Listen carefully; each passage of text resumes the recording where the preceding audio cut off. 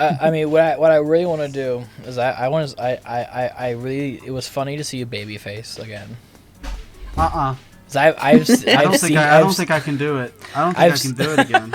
You've seen me baby face I've before. seen you baby face, yeah. Yeah, you've seen it. Just seeing the baby face Houdini, it's just gonna feel like there's a lot of just plain space. We'll say it that way, plain space. It's crazy how much of a difference it makes. I don't even look like the same person. No, I saw a wedding picture of my husband. I'm like, who the fuck is this guy? He looks like a little frat boy. My pronouns are Eddie and Houdini. Okay, thank you very much. My pronouns are Eddie. I am so mad that I wish you could put your own pronouns because I want my pronouns to be, my pronouns are chef and mom. That's it. Are you a smoker? Get out of my store. Don't need y'all goofy asses. I'm not admitting this shit. I'm proud of you. Speaking of being proud, welcome back. Woo! To the Nest Podcast. Oh god. Yay! Why did I get like extra loud on my headphones? I don't know. Sorry, I love that. I'm a little loud. I'm a loud boy. Really? Really? I'm a loud boy and I'm back. using the portable mic, so it's like... It does make a difference. More of the Nest Podcast. It's good to see you guys here. Happy Thursday. It is the 19th, I believe. Happy Thursday the 19th. The 19th. Hope everyone is doing well. Hopefully the world hasn't burned down yet. We are recording this. Here. I just want to point out that we are recording this on May 11th. But this week is Friday the 13th. Very true. So happy Friday the 13th. If you see any, if you look underneath any sewers, if you see any killer clowns, if you want to die, go to them. Go for it. If you don't want to die, just say hi and walk away. They're usually Ask him pretty where chill. my money is if you see any killer clowns. Yeah, maybe arrange a bank robbery. Who knows? Whatever you want to do, you can do it. Something. We're proud of you, and that's the important part. Got a missing deadbeat dad. He's probably there. He's the clown. Yeah. With us today as our special guest, I should probably note that Oreo was going to be in this episode, but developments have happened in his life, and he kind of just needed to step away for a little bit. So I cannot tell you guys when Oreo is going to be back full time on doing the Nest Podcast and stuff, but we do know that we're still trying to continue it on. So I hope you guys have been at least enjoying it with me and Houdini. Hashtag the boring crew, I guess. Oh yes, absolutely. The boring crew. But we have. I don't know about that. We have with me on right over here on this side of the screen of me. One of the people that I've met, one of the people who actually live very close to me, and had some fun times with. It is the ever lovely Chef Bizzaromom from Chef Bizzaro. From Chef Bizzaro, mom of Chef Bizzaro everything. Chef Bizzaro everything. .com, .ca, .org, .gov, .twitch, .youtube. Yeah. .everything. Everything is one. Everything is everything. We are all one. We are all one. In the infinite darkness. The infinite moms. Infinite mommy. Mommy. Chef, Excuse me, mommy. How are you? Yes. I'm okay. How are you? I'm tired, man. I'm really fucking tired, but I'm good. It's a good tired. That's a good thing. That means it's a good hard day's rest or sleep or work. And all of those kind of go together at the end of the day. So they do. Where I am going to talk about your adventures here in a little bit and show some videos to our lovely audience. Oh God. But I do have to ask a question though. Yes. Both of you guys know this by now, but I finally announced that I am making season 2 of the Family Feud tournament. Yes. So it's a lot of work. It is a lot of work. I think we're about 10. I did almost 10 days straight of just Family Feud work, and I'm about to lose my mind watching that show. But it's been a lot of fun to kind of do stuff again, and I think you're going to be a part of it, to my knowledge. I think you're coming I already back. RSVP'd. Bet. So we have Chef coming back. I'm just kidding. Now here's the big question I'm going to ask you. Mm-hmm. Are you going to want to do a rematch versus Elf, or are you two going to try to combine forces for like one mega family? I feel like my family sucked balls, and I would rather be with my online family. I was like, come on, you guys, get with it. Between my son and Mike, I was like, what the hell? Yeah. It's like, you're embarrassing me. Go back in the basement. You think you were embarrassed? I had Oreo on my team. Yeah. Funny enough, a lot of people probably didn't see that episode because I had to age gate it because of certain things that I was scared was going to cancel me. So we have a hard time filtering ourselves. I know. And then the best part is when I had to go into editing and naturally edit out something that Oreo said. Yep, that's hard. Some things you can't really say on YouTube. At least at the time, I think they're getting more. They're lenient really now, lenient now. Yeah, they're getting a lot really better. lenient. I think that's for the best. At least for me. It was kind of funny when, because usually for editing the Family Feud episodes, mostly what I have to do is just change the music around, just because Fremantle's kind of weird on their usage of the Family Feud theme. So obviously I'm using a theme of the feud that hasn't been on television airways in years and years and years, which I like a lot more. And with that, during that taping of the Oreo episode is the first time I ever had to take a strike sound effect and make sure I stretched it out perfectly to strike out what he said. Make sure that no one knows what he said. And you guys will never know either, because I have the original files and you don't. I'm not about to sit here and repeat. I don't think we were too bad in ours. I think we just really sucked at the game. That's okay. Honestly, what he said was actually really funny. We just it was hilarious. Just but yeah. So all right. So we're gonna see Elf and Chef work together, and maybe they'll become the major victors of the season. And the cool thing this year too is that we're actually implementing a new tournament style. So we're actually going to have 2 concurrent tournaments going on at the exact same time. So if you win a game, you'll be part of the tournament of winners, and you will keep facing winners until you win the tournament of winners. Then the same thing with losers. You will face other losers until you become the winner of the losing bracket. Then we take both those brackets, and that's the finale. Winners versus losers. And then whoever wins there is the ultimate winner of season 2. Oh, I'm going to be rooting for the losers. Yeah. That sounds cool. Yep. And the cool thing is that Houdini is going to be co-producing this year. Since they won last time, they can't play again. So they're going to co-produce. And hopefully I can... and he'll be in charge of making like all the decisions and stuff. So if something doesn't make sense, or if something needs to be more specific, you guys will hear Houdini's voice being like, "We need something more specific," or "Can you explain that answer?" Just so we know what we're talking about. So and that way too, we're going to try to make it to where the questions make sense. People can't be like, "Well, that doesn't make sense." Yeah. Because we had that happen a few times. And then some of the answers didn't pertain well to the question either. We had that happen a few different times. I think we had that problem in our team. Yeah, and just like I'm pretty good at researching things, and if we need a better question, we can always change it to something that is easier, more. With the 50 or so questions I have already that I'll just jumble up into different games and stuff. I think a lot of them are pretty good. Send to me so I can review them. Yeah, I forgot about that. Send them to me so I can go over them. Yeah, send them to me so I can go over them too. Oh, okay. No. Don't send them to problem, her. Chef. You want to read them over? It's question number 23. Drugs. I will be sure. Well, nobody needs to know the answer to Luigi's penis size. Not yet. Not yet. Wait until my OnlyFans get a little better. Right. So, which, funny enough, for anyone who cares or thinks it'll be funny, I actually did make an OnlyFans. There's nothing on it, but if you look up Luigi Master 1000 on OnlyFans, you will get a picture of Luigi. So have fun. It's completely for free. And who knows? I thought about doing food reviews on there. Who knows? Maybe we'll do an OnlyFans food review.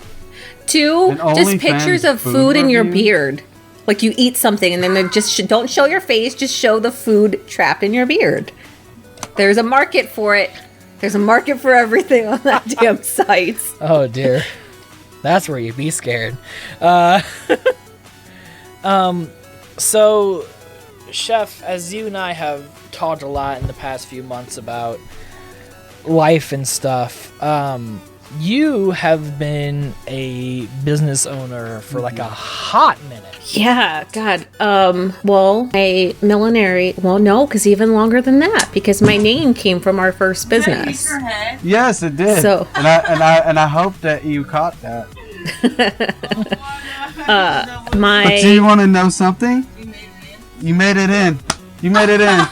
Focus, Houdini. Focus. She was throwing her water bottle away. She was trying to throw her water bottle to the trash can over here, and she hit me right upside my head. Now I regret telling you to double blur, because then I could have seen that shit. I know. Like, I shouldn't have blurred. Oh, okay, next time no blurries.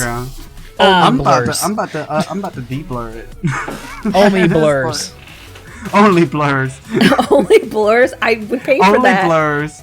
You pay for only blurs? I would. I paid for weirder shit.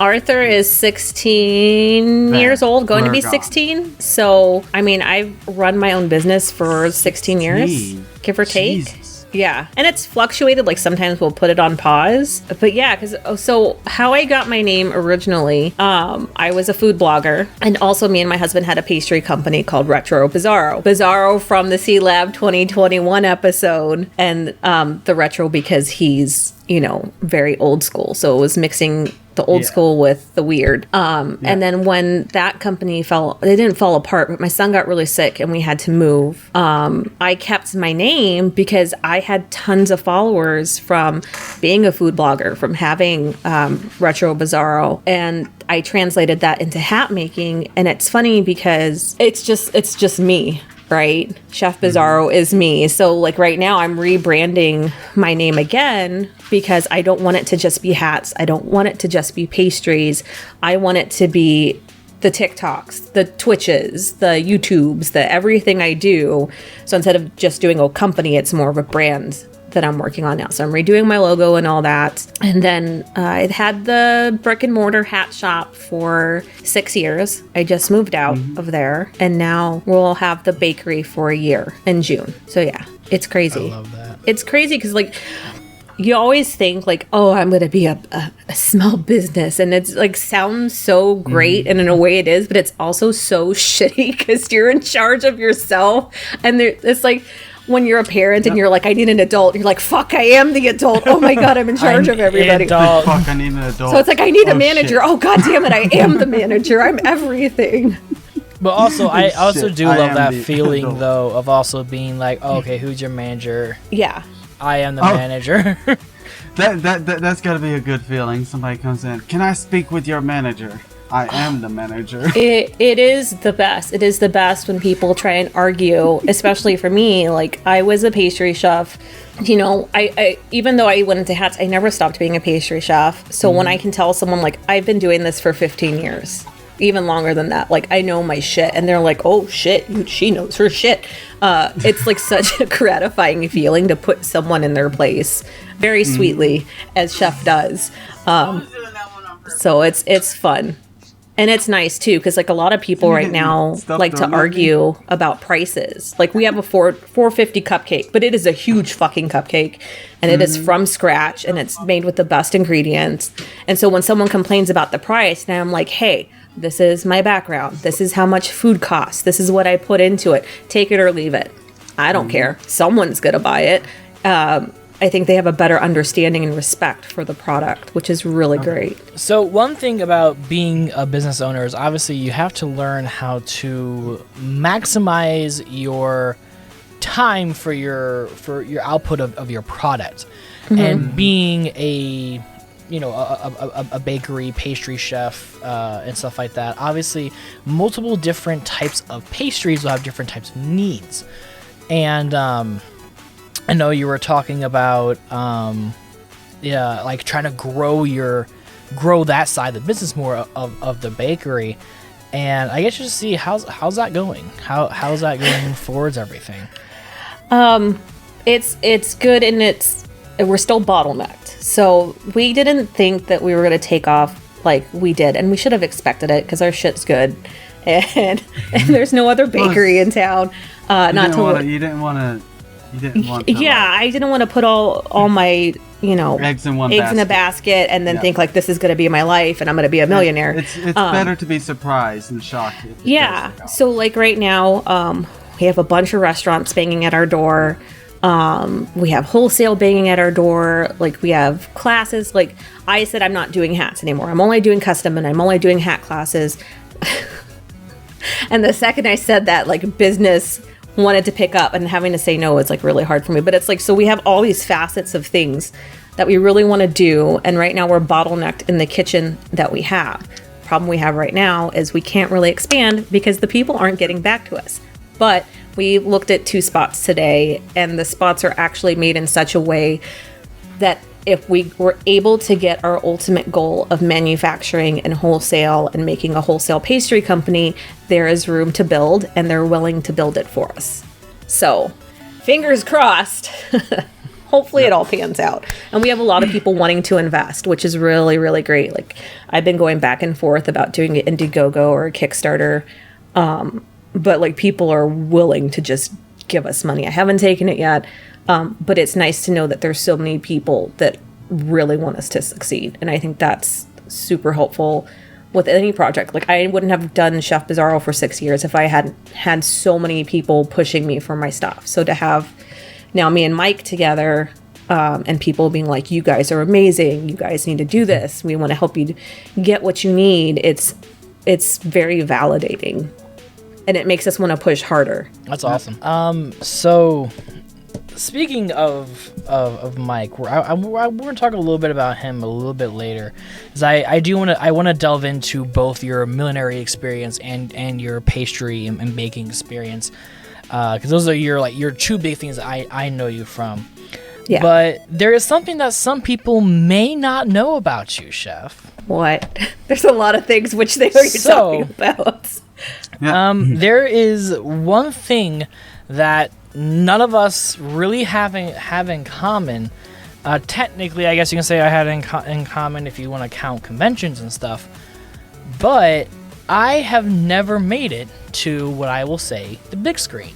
I've always been a small screen creator, Twitch, YouTube, stuff like that. Mm-hmm. But Miss Chef over here, though, has had 2 PBS areas and a thing called Eyes on the Arts, which is a different type of show. I've never even heard of it, but also I think it's public access as well. It's also PBS, yeah. But you've been on PBS, which is a public access broadcasting for anyone who does not know, 3 separate times. 3 separate times. Nice. And then not even counting the TVs and movies I did for hats, right? I technically have a acting career as well. I was in a couple of commercials when I was young. Nice. And I actually found one of them on YouTube yesterday, but you can't see me in it. But I can find the picture for proof when I go back home to visit. But yeah, nice. I don't know. I honestly, no idea. They contact me. It's really weird. It's really weird. I thought this would be kind of fun. So as you guys know, we do this all through Discord. And so I thought we would do something a little bit different on the show. So Houdini, you're going to kill me and I'm sorry.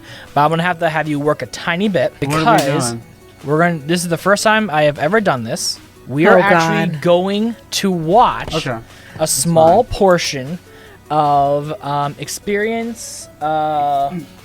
I can't know how to say that. Sorry. Michiana. Basically, it's like a decent little host or whatever, and goes to 3 different locations. But the first location is Chef Bizzaro Millinery. So let's go ahead and see Chef in action on PBS. 1, 2, 3, 4, get my shoes and out the door. 5, I'm alive. 6, 7, 8, feeling great. 9, gonna shine, life is good. I'm doing fine, 10, gonna do it right. Guinness, I saw Guinness. Give me Guinness. But there's more than just for me, so gonna share it with another. I got to show, to give, let out. I want to sing and shout. Take a look and see a beautiful morning that turns into a beautiful evening, and together make a beautiful life. This is a very long intro.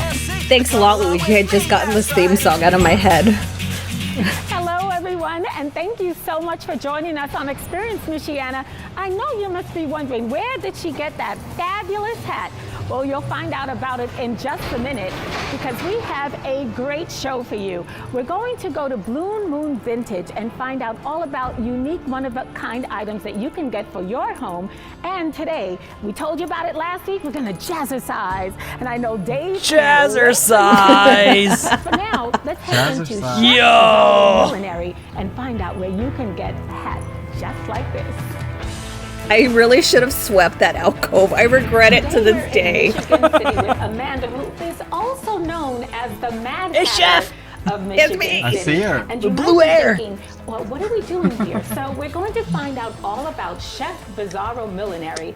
And I say that because it's just such a fabulous name. And so just for everyone who wants to know, people this was probably published thinking, okay, so where's the food? late Yeah, 2021. It was Well, in I thought, September, October. Let's not get ahead of ourselves, right? So this is pretty Let's recent find then, out, isn't it? Because you were Yeah, also, before pretty doing recent, and then I was like, you fuck it, were I'm not a doing this pastry chef. anymore. I was a pastry chef. PBS. At culinary school at Ding. Blue in Austin, Texas, where I met my PBS, if husband. you need a game show And host, like I I'm loved right that. here. I Like was a I food got you. blogger. You just let I me had my know. own Right? Oh my pastry God, they company. should. Ours is pretty Along the stagnant way, in I this just area. Like, developed this is a really good show and the eyes on the So arts, how did but you fall into it? Because I heard the story. There's really One no day other you said, stuff. I want to buy a hat, and your husband Let's said, make bring it. back Where in the World is Carmen Sandiego. I'll host it right here, right now. I will sign a So I contract really for $5 wanted it. and It was do a it. top hat. It was super crazy, and it was $300. And my husband goes, "I'm giving you $300 for something that looks like you can make it. Why don't you just try and make it?" And he regrets those words because I became really instantly does. addicted into making hats. I started off making small little fascinators and top hats out of cardboard and glue guns, Wow. and somehow I just realized I wasn't happy with it. And I went to the next step, and I found a milliner in Chicago who studied under the royal hatter for the Queen, Joy Scott Millinery, and she took me under her wing. And her parting words after my first lesson was, "You have such unique perspective for hat making. Run with it." And I did, and I haven't stopped. That is great, and it's just fabulous hats here. But I almost feel like it's a lost art. Because you said milliner, I don't know, I've never really heard of that before. And so a lot of times people will just go to any store and just pick up any hat, but this is truly an art. It is, and it used to be a little bit of a lost art, but I've been doing this like 13 to 15 years, and as it goes, not just because of the royal wedding, but just fashion in general, more people are becoming milliners. I actually just had someone come in and she truly loved hats, and I gave her the right people to start, and now she's also a certified milliner in Michigan City. There's all sorts of hats that you can try on. It doesn't have to be over the top all the time. I love to just put a little fascinator on with jeans and a t-shirt, and I go from being meh to, oh my God, you're so Yes. dressed up. Like, there's magic in hats. It doesn't just give you confidence, but there's also just this mystery that helps perk up your outfit that people just are so in awe of. That is so true. Now, we're here in Michigan City, but truly, your hats are all around the world. Tell us about some of the places where your hats are. Yeah, there is a burlesque dancer in Russia who's like the Dita Von Teese of Russia. I've made hats for her and some of her performances. I've sent hats. Also, it's very interesting their editing style. They keep putting in the lower third every single time. It switches from host to host, and I'm like, why don't they put the Twitter handle or like the website or something like that on there to make Something it more else. useful? Which I mean, I get it's public access. They're just thinking Yeah. that it's nice. Now, So speaking of customers, and the so when team for somebody comes them, in, can they both for custom this make- one and the can other you custom show, make a hat for them? they're so good. All the time. They're such cool I just had people. a lady come in and she had an anniversary. Also, fun fact, I still haven't and finished she any really of those loved this goddamn hat, but hats it didn't that match. they Oh, just showed nice. on those shelves. Those are stolen pieces. Went over Nice. designs. I measured her hat and I made a hat perfect for her day. Now, speaking of making hats, how long does it take you to make one? Well, that depends. It can be anywhere from 2 weeks to months. Some of the supplies, I have to get overseas because a lot of the millinery manufacturers, So, ribbons, straws. I things like actually that, had to are cancel not an in the order US anymore. because I had There ordered are all still these feathers and supplies, and it was sometimes I stuck really on a want the boat newest, waiting to come to the U.S. material. from Australia, and it was stuck there for like a month or two, and I was like, I can't do this anymore. Now, Oh, we were talking shit. earlier, and you Yeah. had mentioned you need to get ready for the Kentucky Derby because that's Yes. one of your biggest, events. Yeah, that and Halloween. I usually start in January, December time, doing all my sketches, getting all the material ready, starting blocking the foundations for all the hats. And then that's usually when my And when you clients start film this, calling it's me. one go. But Like she now, gets I to have stop and like clients calling me restart. in I don't. They're like, you September fucked up. Keep getting going. pictures of their It was dresses, very unfair. my It was designs very are gonna be unfair. ready to go. That's great. Now, what if a lady comes in and says, I'm not sure what kind of a hat would look good on me? You know, what do you also offer suggestions? Like, what do you think I would wear? And I have a big head, so Nobody has a this big could be head. challenge. I always tell people it's the right hat. Except for it's the maybe right Luigi. angle with I'm the just right kidding. I love you. Head, big boy. It's like when you go and try and And Mizzy's got Diva, a big big boy. brain. feeling it, like no matter what you put on, does not look good. So Okay. what I like to do is I like to start off with smaller pieces, All right. and I kind of gauge where the person's at, because it's funny, if you even just putting a headband on, you can see it in their face. Either they love it and it's perfect, or it's not enough, or it's too much. So I like to go super extra first. Super extra. I love super extra. Because if you go super extra first, then you can work your way Okay. down. So this is a headpiece I'm working on for Halloween. Ooh. So it's for Halloween. Can I wear this somewhere? And fairy core and cottage core is in now, so Oh. some people are wearing stuff like this I every like day. it. What do you think? What do you think? I love it, and Do the you like color it? really That highlights actually your sold, hair. like, Yeah. that day. Yeah. What do you guys Not to think? her, but to somebody else. I should go on Facebook. Only if you like the way I look. Don't tell me you're like, girl, put that. No, okay. So that one is I a want to good see one. that. Do you have Yeah, a mirror? I have a Wait, mirror okay, I want right to see a here. mirror. I want to see I the think mirror. most of those hats are gone. Oh, I do like that. I look like a fairy kind of, Right? Yeah, it's really cute. And I it's love good. the color. And it works good with black, or it works good, with a neutral tone like the shirt you're wearing now. I do like it very much. It's really cute. So Now, I also see that you have hat classes here. I do. Oh my gosh. So you can come in. We can do a workshop where you do a small little fascinator, or you can do Halloween. So what's funny is like they film and then they also take their super fancy iPhone with the lens on it, and then they take pictures and they put the pictures from the iPhone into the classes film. Go up from there. Some people want to decorate bigger hats. We some call people want that hats really splicing weren't. B-roll. But Yeah. I So what they always do tell is people they before just come they to a pan hat the making class camera that hat making slowly, requires and so then much they'll upper take body strength. a really Does nice it? It does. DSLR, and then they'll just like Because you're get a having to really pull clean picture of it, and they just splice it mold together to the, make it one big material motion. onto the hat blocks, and it's a lot of steam and it's a lot of grunt work. Wow. I didn't think it was so labor intensive when I started off, but it is, and I got great arms now, plus lifting all my kids. That's so. I really there you miss go. my mullet, Can we man. see a little what the process looks like? That was a pretty cool Yeah, haircut. so everything has a wooden hat block, and these are totally important to making hats. If you don't have a mold, it's a little bit more difficult. There are ways to figure it out. There is a crown block, which is going to be your head, and then you have your And they brim didn't block, tell me to which take is my your glasses things off so you can hear the rattling of my fucking chain and it drives me nuts. Since fall's coming up, I have a fur felt wool hood or a cape line, and you get these like this already made. And what we do is we're going to steam it until it's piping hot, and then with all the upper body strength you can muster, you pull it over the form until it shrinks on it. And then it's just a process. It could take anywhere, depending on the day and my arms, from an hour to 5 to get it my. perfect. Usually it's pretty quick, but there are days where it's just a struggle, or maybe the wool isn't as loose as you need it to be. It's like going to work. Like some days you get everything done, and then some days you It's- just right, it manage to takes a turn the while. computer on. Now, everything seems to evolve over time. How have hats evolved through time? Well, the first part is we don't wear them as often, and that's just something we lost during the Oh, war. I see what you're Yep. talking about. So the more you pull and steam it up, Those are some the good more booby it's going to shots. form to shape. Just have to now, put there that are out things called there. tippers that you can put in that will hold the shape in. Oh, man.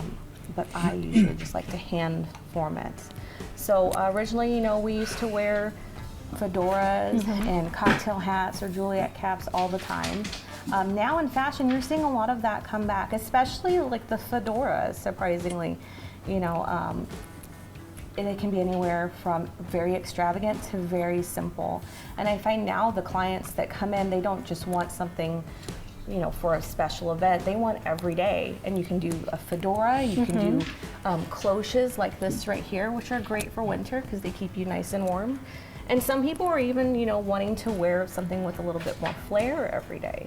Do you think we're coming back to that, where people just, dressing is an art again, not just putting something on. I think so, especially with the pandemic. I think people have realized that life is too short and they're going to wear what they want to wear and they're going to live the life that makes them happy. Like a lot of people are quitting their jobs and following their passions. And I think that alone has inspired a lot of my new clients to come in and just say yes to getting a hat, which is a lot of fun. And like I said before, it is really kind of like a signature piece. And I do feel when you wear something that special, it really does make you feel like, I'm that. It does. Okay, I got it going on. The fact that you can come to a milliner, in Michigan City of all places, and get a hat custom made to fit your head. If you go into a regular retail store, one, you're lucky if you find one in the style you want, but two, it's probably going to be too small for your head because while we've adjusted clothing sizes to fit, the modern day man and woman, we've never adjusted hat sizes. So if you look at like 1920s hats, it's gonna be like a size 18, size 19 head size. When I started making hats 13, 15 years ago, the average head size was a 22, 22 and a half. And now it's a 24. Really? Yeah. And it has so I'm not the only one. No, and it has to do with our hair, it has to do with our diet, it has to do with all these things that you don't think would make an impact, but over time it does. That is pretty incredible. I did not know that. I feel so much better because I said I know my head is much bigger. And usually it's just hair. Like for me, there are days where I can fit in my normal hats, and there are days where this is just a hot mess and I can't put any hat over it. So you were showing us the process. How much longer do you think you'll be working on this piece? This piece, probably another hour just to get it pulled down all the way. So right now, I've only pulled it down to the middle. I still have to work all this felt down to where it's towards the edge. So I'm getting my arm workout today. Yes, you are. Now, can you look for another hat for me to try? One more hat to try on? Of course. And while you do that, I'm going to ask you, what are your hours here? What days are you open, and how can people get in touch with you? Yeah, well, of course, they can always find me on social media or my website, chefbizzaro.com. That's 2 Z's, 1 R. Our hours right now are Wednesday through Sunday. Wednesday through Saturday, we're 12 to 4, and Sunday, we're 12 to 3. But I'm always available by appointment. And now I do a lot of my stuff online, and then I just come in for a quick head sizing, and then the rest I just send photos throughout the process. Okay, all right. Okay, one more hat for me to try One more hat. Let's go. Let's go. Let's go super Kentucky Derby. Okay, I like that. I was in Ireland once, and I went to something like the Kentucky Derby. I could not believe the hats there. Yeah. Just the fact that they never lost dressing up. All right, how does it look? Oh, wow. I feel like I can walk down the red carpet here. Yeah. Wow, that is gorgeous. Your hats are fabulous. Thank you. And you are such a great person. It's such She a is like pleasure meeting you today. the sweetest bean Really is. And, I'm ever. going to She is just so tip my nice. hat It's to like you. I was so happy when I saw it was her because the other ones are nice, but she's like the top tier of the 3 anchors. Like so, during this I'm learning all kinds of PBS things. thing. But they I now don't know. moved to Westville, Maybe give us a Indiana. little bit behind the scenes. So how long feel like I'm in did school When I again. tell you, did it you can't take wait till you? see How this. long did it It's take like you seeing a blue to moon. like Once in do a everything? Did it lifetime. take you I am a super so long time to excited to meet do all the you. filming, Like or was it kind of like a pretty simple, like, all right, I got a few cameras, take a few shots, and out in 2-3 hours? this one was faster than the Eye on the Arts pieces that we did for the bakery and for me when I was way back in the day when I was pregnant. They gave me like, I don't even think it was 24 hours notice. They were like, hey, we want to film. Can we film tomorrow? And I was like, okay, yeah, sure. I can make this work, I think. So they were late because they're coming from an hour away from a different town. And then it takes them maybe like 20, 30 minutes to like get the lay of the land, talk to me, get a couple of questions.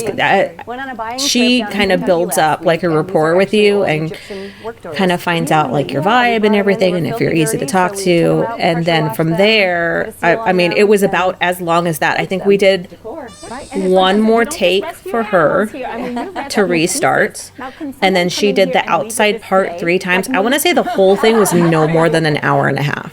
where we get attached to some the of Eye on the pieces, Arts so one sometimes we is get in like, here, we like how they look so you know, much. 4 Kind hours. of either say we don't want to see them yet, Because they have to or come, we they have to set up the cameras, they have to set really up the want to lighting, part they with want to them. do different Right. shots. I'm sure, especially when I you know when they did find Bowler something Man, like they this, did it is hard an to aerial watch, but shot with a I cannot be drone. anti.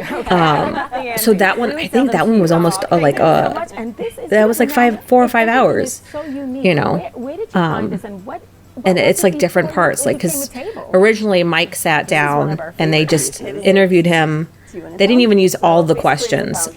So they interviewed him probably for a good hour, and then they got up, and then they did some stuff in the kitchen.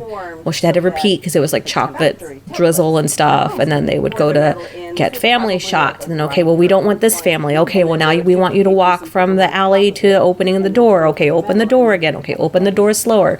So that one was way longer. And then the Eye on the Arts came to film him, I think, a couple weeks after, and that was super easy. She came in, they set up, they ate food.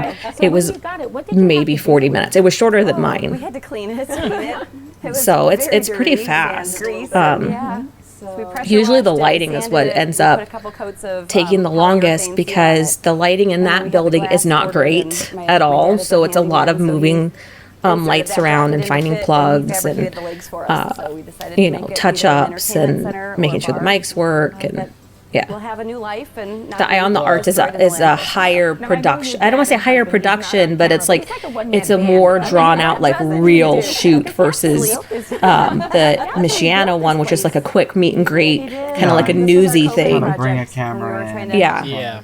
Reinvent Seems our more wheel like- mainly due to COVID Like a and vlog. other circumstances. That Yeah. we wanted You to know. Yeah, it's more relocate our laid back. business It's not as fields, and strict. It's we have where lots of the property Eye in the as a Arts, it's builder, very so much we're going to do this, this, and this, and this is our timetable, and we want so many. And the guys that do the Eye on the Arts stuff, like they're so much fun to be with. They're really cool guys, and they're really good at what they do. So I always enjoy seeing them and working with them. And this catches them. Yep. Yeah. So for our audio viewers who most likely are didn't have that portion in the videos, that was a good 10 minutes. That obviously you guys are in audio format. What I'm going to do is in the description, I'm going to have linked down below each different episode that we're talking about of these things, so you can watch it on your own time. And please do. I mean, these are. I mean, both it helps support the the business of Chef and her family, but also as well too, it does also support public broadcasting, which I won't get into my whole thing why public broadcasting is still one of my favorite things. But things like this, these little TV shows, this is what brings communities together. And I wish that we were able to do more with public broadcasting. But as I've explained to a lot of people, syndication in daytime and prime time is a lot easier to produce because you can film them 3 weeks ahead, a month ahead, and you have a whole team to sit down and edit them. They can be edited in 48 hours and they're out with an episode. So syndication is just one of those things, and you can sell to more markets as well too if you have a syndicator. So we're not going to watch the Eye on the Arts one just because that's a 6-minute shoot, and I've already seen it once, but I will say... Don't put my Eye on the Arts on there. Just put Bowler Man, because I am like so pregnant in that one. I'm like so pregnant. Please don't do that to me. Of it and just drop a just picture of just her pick picture of from the pregnant. Just put a beach picture ball. of pregnant chef. Beach ball with the head on top. And that one they had to film twice, and I don't know if you remember, Luigi. No, we weren't really hanging out then. No, we kind of weren't. No, yeah. But like I always have really bad pregnancies, and that one, like I was so sick, and like you could see that when they did the reshoots, when I'm in a maroon shirt, like I'm just like, fucking get out of here. I don't want to do this. I hate everybody. Yep. As I remember showing these to the little like group chat that we have with a few other streamers, and you're over here like complaining like all about being pregnant, and I'm just like, wow, these shots are really beautiful. And my brain's like, wow, creativity. The lighting. And then you're over here like, I'm pregnant. Oh shit, belly. But yeah, it's it's really nice to have. And so talking about the millinery and the nice thing about that video is that it kind of explained the questions I was going to ask. That's why I wanted to play the video, because the video did a lot of my work for me, which cool, I guess. Lazy Luigi. What do you mean lazy? Yeah. I've already said I'm going to visit one day. We'll redo the whole thing, but I'll host it. I know. It'll be way worse. If I ever did public broadcasting, people would be like, what the hell is wrong with this guy? Please get him off my TV screen. I think they would. They would love him. You're so endearing. You are so good. I think it would be one of those things where, like, it would be like Julia Childs. They'd be like, "Who is this? I don't like this." And then all the public would be like, "Fucking more Luigi! Give me more Luigi! Give me more." Being That's right. Julia Child. The Julia Childs of podcasters. The Julia Child of podcasting. I love that. That should be my new like main title on my Switch Sports, the Julia Child of broadcasting. You should find the audio and hit a button when you stream and it does the little audio to Julia Childs, but then it does your name in fancy script across the screen. Oh, love to make that happen. That'd be great. So having the trades of being a milliner, whenever you went to school to do this up in Chicago and you get to see these amazing people and work with them, do you have like, I know you worked with other people in the shop with you. Do you like keep up with any of those people that you met during that school time? And did you guys, after school or during school, did you guys like really like sit down and collaborate on pieces, or were these pieces more of we want to see what you could come up with creatively yourself? So actually, when I wanted to do hats, I messaged this milliner in Chicago and she gave me a private lesson. Everything after that is self-taught on my own by myself. I joined the Milliners of Etsy, and I still talk to everyone, but I was a captain. I've kind of ghosted them. I think everyone's ghosted Etsy at this point. But I was in a community of milliners where we would talk to each other and bounce ideas off each other. There are a good handful that I'm still friends with and that we still talk all the time. And then when I did my millinery certification, because we live in this wonderful world now, all of that was online, and I had to do detailed videos and photos of my work and send it to milliners, like the best of the best milliners in Australia, that would look at my videos and my pictures, and they would grade my work and send it back to me and tell me what I needed to work on. So I really didn't work with anybody else, like design wise, but I think the community that I have for milliners, like for my birthday, the people that I just did my millinery certification with, they just sent me a class for my birthday on thermoplastics because they know that I'm a cosplayer. Like, it is that kind of community that, like, when you talk to someone, they're like your best friend even though you don't know them. I have one in Chicago and she really doesn't work anymore, but she has all these supplies, and every once in a while she'll be like, hey, I'm just checking in on you. You know, I know you've been going through depression and anxiety and you have so much going on. I mailed you a care package,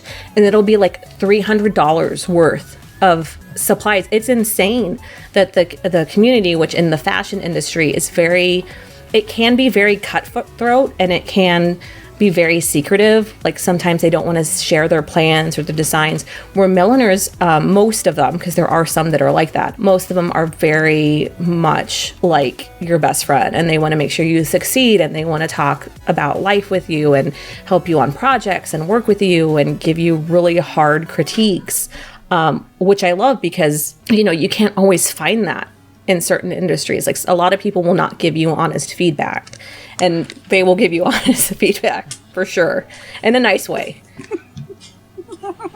I think that's the nice thing about having, I guess, being in an arts format is being able to kind of try out different things and collaborate with a lot of really amazing people. I mean, as much as we can say, as much as I can say I'm just some weirdo in front of a camera, but also, like, all of us have a different art that I think we bring to anything that you do on social media is in a way a form of art. While some people who do it are, I don't want to say anything more than that, but some people also really, really do a lot. And I gotta say that the community that we have built everyone that I have worked with and built collectively is I think one of those rare communities that is like, hey, you need something, all right, let's raise some money and help them out. You need you need this, I got you. That's right. It's crazy because when I looked on Lala's stream and I didn't subscribe for a long time. So we've known each other for over 4 years, around 4 years. Because me and Pool have been streaming for 3 and we were following and hanging out with everyone at least 2 years before that. And it's funny because like when you talk about community and stuff, like if you had an issue, I would get in my car and I would drive and help. And you're the same way, and Lala's the same way, and I'm sure Houdini's the same way. Like it's crazy, this little like family that we've built online, because I see other communities on Twitch and they're not necessarily that like close. Like how many times have I messaged you or I wanted to start streaming and I'm like, I don't know what the fuck to do. And instead of going like, fuck you, pay me, you're like, hey, this is what you need to do. Let me help you figure it out. You know, when my computer doesn't work, you're always there. Like it's funny. Like I've had people to offer to make me free emotes and I still paid them. But like it's funny how like we're all here to build each other up. And like you don't even have to get the full question asking for help out. We've already said yes. Yes, that's the best way to build a community and to get anywhere on Twitch anyway, is to help each other. You gotta build each other up. Like you're only as strong as the family and friends you keep around you. Yeah. And you're building a family on the streaming platforms. I haven't been around as much. You haven't been around as much, Luigi. And it's amazing to me the amount of people that still come by and support and subscribe and make sure that we're okay and don't complain about the lack of content. They're just like, hey, you get better. Get back to it when you get back to it. And then when I do happen to come online, it's almost overwhelming because I feel guilty for not being around. And here's everyone like doing stuff. And I'm like, oh my God, I can't believe you're still here. I haven't been here in forever. It's crazy. The one thing that last week. Yeah. I mean, the one thing I just love about doing all of this, just in general, and I think all of us can all agree, is that there's a way that I try to build my communities and I try to build my relationships. And the big thing that I have, I think, inscribed in my community and in my channel with everything is transparency. Mm-hmm. You know, I am someone who does not like the whole, like, all right, I have an online persona, then an in-person persona, you know. Obviously, I'm crazy either way. You know, I obviously try to make sure I'm reserved, professional, you know, just because I ain't trying to be out here and be like my fool self and I'm pissed drunk. But also, too, you know, when you guys see all of us do our gameplay and stuff, and when we do stuff together, like, we don't rehearse anything, we don't do anything weird. It's like we're on here and we're just digging around having a good old time, and whatever happens afterwards, we don't regret nothing. Yeah. It is crazy the amazing banter we all have with each other. Like me and Pool have tried playing with other people. They just don't have that like we all have like that quick pickup with each other, and it's crazy because like you would think that pickup would be something that we wouldn't have, kind of being strangers, but you know, we have our jokes, we have, you know, our things where we just instantly fall into a really great flow. And I love it so much. Like I miss Elf. I miss Elf so much. I haven't been able to hang out with Elf because they got a new job. I'm so proud of them. But the shit that me and Elf get into, the shit that all of us get into, like you cannot rehearse that. You can't plan it. It is so organic and beautiful and fucked up. It is so good. I wouldn't want it any other way. Yeah. This is the best way. It's the best way to do it. There's inside jokes and oh god, inside jokes, sarcasm. I can't even. No, I will say, like in real life, I'm a little bit shy. Like that instant, like, oh, someone's like right now. So many people in my town have found my TikTok that's another reason why I haven't done anything, and it makes me like panic. And then once I start talking to them, then I can like get in the jokes and everything and like open up, you know, which is kind of nice about online because I don't have to like pretend to be anyone else but myself, which I love. That's why the jokes come so easily. But if you meet me in real life, I get a little quiet and then I open up and then you can't shut me up. So, which I can't wait for you to come, Luigi, because I'm going to make you dinner and I'm going to feed you with tons of pastries It's going to be amazing. The only thing is I will never tell you when I'm coming down. It's going to be a complete surprise. It's going to be great. You guys are going to see the reaction of a lifetime. I'm just going to show up and it's just going to happen. Just don't can you at least give Mike a heads up so I can like not look shitty at work? Because I've been going like in pajamas. Absolutely not. God damn it, Luigi. I'm going to be honest with you.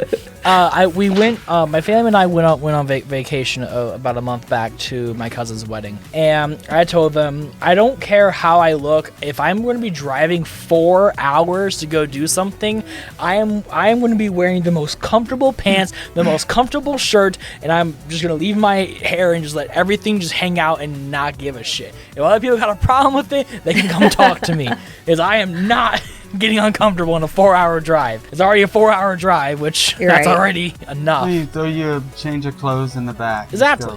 Is it a 4-hour drive to me, or is it like a 2-hour drive? It's around 3 hours. Because that's not bad. You're a little after, because I can get to Santa Claus, Indiana in around 2 hours 45 if I'm really good at driving, aka speeding everywhere.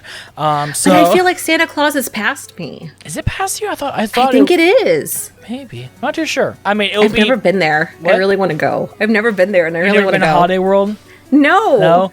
It's on my bucket list of weird shit. I've never even heard of it. So, pretty much it's Six Flags, pretty much. But the difference is that, so you know how Six Flags has like the Tiny Toon Park and and like the different little things. Holiday World is all about the different holidays in the U.S. So they will have a Thanksgiving, a Christmas section, 4th of July, and then the rides are named after those holidays. So like the log flume is called something different there, but it's a log flume, nothing different. Don't they have a water park too? Because I feel like the reason I got into it was the water park has like some super cool water ride. Splashin' Safari is what they call it, and the water coaster is super fucking cool.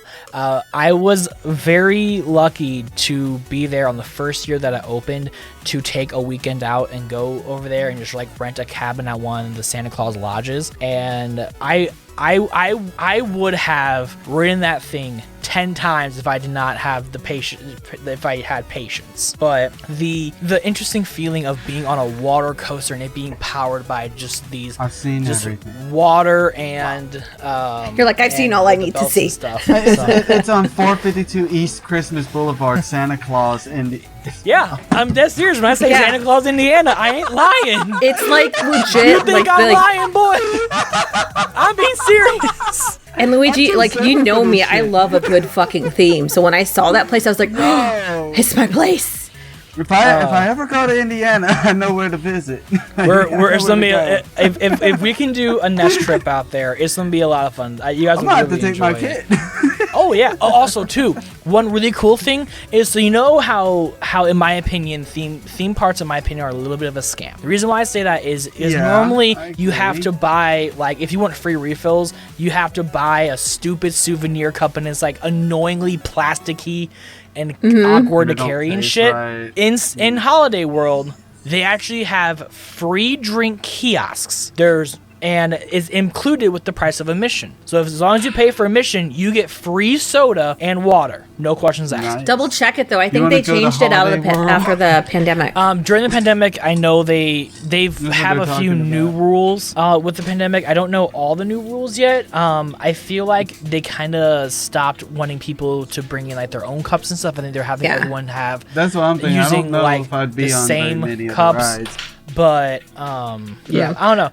I still want to go back. It's still a really fun place to go in general. So this is one of the roller coasters. It's called the Raven. This is to my knowledge, the Raven is the oldest operating wooden coaster in the U.S. And it's completely it passes all safety regulations, all that type of shit. Are you a fan of the water and stuff, Houdini? Are you a fan of okay, cool. So I love water. We will have to do which one's the left ear and which one's the right ear. There we go. So what I would normally do is, if I go out for a weekend, I normally do 1 day. That I like water. Yeah. You need to stop. Jesus. Give me one. I usually do 1 day of the dry and then 1 day of the wet, and I spend 1 day each Funny enough, I actually had I don't think I have it anymore, but I actually had a wooden thing that someone made. They had a woods maker there one day. It was pretty cool. I don't know. All the cool things. There's a lot of cool souvenir shit out there. So, speaking of star of the show, and hats and millinery, I think it's time to make sure that we really make sure Luigi, that I am the star of the show. Nice hat, dude. I am the true star of the show. I streamed last week, and I streamed wearing your shirt that you sent me. You should have told me to wear that. I could have worn my little trumpet hat. I should have put on his my little shirt. crown. It's okay. You could have matched. It was just. I was wearing it, and I was like, "Yeah, Luigi Master." Which, funny enough, you're actually going to be getting another new sample of my clothing, by the way. Oh, hell yeah. So you're going to be in round 2. I have 3 rounds I'm doing. So round 1 is going to be for myself, my family, and for Brave. And then round 2 is going to be Brave. You, Oreo, and probably my mom. And then round 3 will be just like the found designs to make sure that I have everything I need. And then that's when I'm going to shoot for the commercials. Can we just take a second and talk about how amazing and lovely Brave is? Brave is awesome. Oh, yeah. And all the shit they put up with and do for us. One of the best moderators, and also just in general too. She's just really nice in general. Yes. And because I sent you a little like Happy Mother's Day little like GIF or GIF or whatever you guys want to say. Either way you want to works for me. I also sent one to Brave too, and she was like, "You're so sweet, and give your mom my hugs." And so I'm like, "I will, Brave. I will. I promise." I said that too. I was like, "Go tell your mama Happy Mother's Day for me." Which, funny enough, for Mother's Day, I think the funniest thing is that for Mother's Day, actually, me and my mom went up to our summer cabin thing, and we spent the whole day together cleaning it up. So it was a mother and son adventure, which I think she enjoyed. I don't know, but I hope so. But the nice thing though, is that was also one of the rare times that I made it to a Steak and Shake when it was still open. Oh, nice. I haven't been to. So we actually had a 24-hour Steak and Shake right down the road from me, and it closed twice. So I found one out around 20 minutes away from here, and I asked the guy because it was like 8 minutes before they closed. I'm like, "Hey, listen, man, I get it. If you don't want me to eat inside, that's really, really cool. I can go somewhere else." And he's like, "Do you care if we clean?" I'm like, "No, I don't care if you clean or not." He's like, "All right, just fucking feed me." Yeah, I'm just like, I just want some food, man. He's like, "All right, bet. Order on the kitchen." What's the name of the other place that's like Steak and Shake? Isn't it like Fred's? Freddy's. That was the last place I think I ate with my mom before she died. I love Freddy's. And Freddy's. That was awesome. That place was awesome. The whole steak burger idea is really nice, and how they get super thin, and you get that little like crispy ends, and the cheese on it. But if you guys ever go to Steak and Shake, you guys can copy my order if you want to. If you want a amazing burger from Steak and Shake, get a double garlic steak burger, add a patty and a piece of cheese to make it a triple, add a fried egg on top, and it has like a garlic like sauce they kind of put on top of it, and they put little bits of garlic on the bun as well. Stop it! Now I'm hungry. So if you guys ever want something like that, get that and a Kit Kat milkshake. Done. Like a light. Speaking of milkshakes. First, you need to find one that's open. So. Mom's got one that brings all the boys to the yard. My milkshake brings all the boys to the yard, and they're like, "It's very." All right, cool. Well, Houdini gives up on me. Speaking of editing magic, I had to move you again because it's now time. I want to switch over to talking about the bakery. So this is another show that's on PBS in Indiana called Friends and Neighbors. But Bowler Man Confections is the latest and greatest project from the Bizarro family, and I gotta say, I really like how they did this episode. That name is so good. They do such a good job. They do great. So I should go into before we do this. So our first company was Retro Bizarro. Then I was just Chef Bizzaro, and Mike was like, "I really want a name for my side hustle," which I think he started 2014, 2015 when he started Bowler Man. We were watching Meet the Robinsons. and the bowler hat guy came on. He's like, I fucking love the bowler hat guy. And it was really important to him that his name somehow tied in with my name. So eventually, you know, people could associate the two automatically. So he picked Bowler Man because a bowler hat guy had Meet the Robinsons, and because I was making hats at the time, and he wanted me to make him a bowler hat, which I did. That's awesome. Yeah. And then the new logo that I made for him was I just kind of sketched, and we knew we wanted something weird because we're weird. And somehow I fell onto the jackalope. I'm glad to hear that. And and plus it's like an homage to meeting in Texas. That's where we got married, you know. So that was kind of like it had to be weird. It had to be touch on our past. And I sketched like 10 of them. And we finally found one that he loved, and then we just kept adding stuff, and that's how we got the logo that we have now. If only I could resketch my logo as easily as his, that'd be great. Logos are a thing. Luckily, most of mine were kind of gifts for me, so thank you, Hez. I love you. Yeah, absolutely. You know, he's my main man with that. Hez and fucking graphics have been legitimately helping us out with a lot of things. For anyone who doesn't know, graphics is the guy who made the profile picture you guys see on my personal channels and stuff, the new Luigi cartoon. He made that for me, and that was super awesome. And then anytime that you see my name, Luigi Master 1000, that was made by Hez right now. So a lot of really cool things, and also a little piece of fun fact as well. The sub badges on my Twitch channel, the ones that show if you're like a 1 month or 2 month subscriber with the different little Luigis, those are made by Elf. Elfers. So we're back in the day, Elf. So it was really cool. But to my audio viewers, please don't hate us, but we are going to show another video, which will spooky. Ooh. But I literally just texted my kid I'm so filming, terrifying. so he wouldn't bother me, and he did it anyways. What? I love it. I just right now, I was like, don't bother me, I'm filming. Dead. he said, "Don't bother you," and he just come right And then up. he was right Sometimes there. I they looked just up, come there right he was. into view, and they got to peer into your camera, and they're like, Do you know what's the worst? He'll actually, we leave the door open so we can hear the kids. And so the way my door is, there's a little crack and I can see into the hallway. So what he'll do is he'll slowly get into the crack and he'll just stand and stare at me through the crack of the door. And then I'll look up and I'll be like, oh my God, every time it fucking scares me. You know what's funny? I just keep seeing The same thing happens at school. I can walk up to a group of kids and they won't notice me, and then I'll just lean in like this, and they fucking freak. They fucking. Also, congrats to my kiddo. He won second place at his school's cosplay contest. Oh, Hey. nice. Yeah, he should have won first place, but you know, whatevs. GG. No, I get why the person won It's okay. first place. Who won? All right, we're filming. Bye-bye. They're popular. All the popular kids always get that first place bullshit.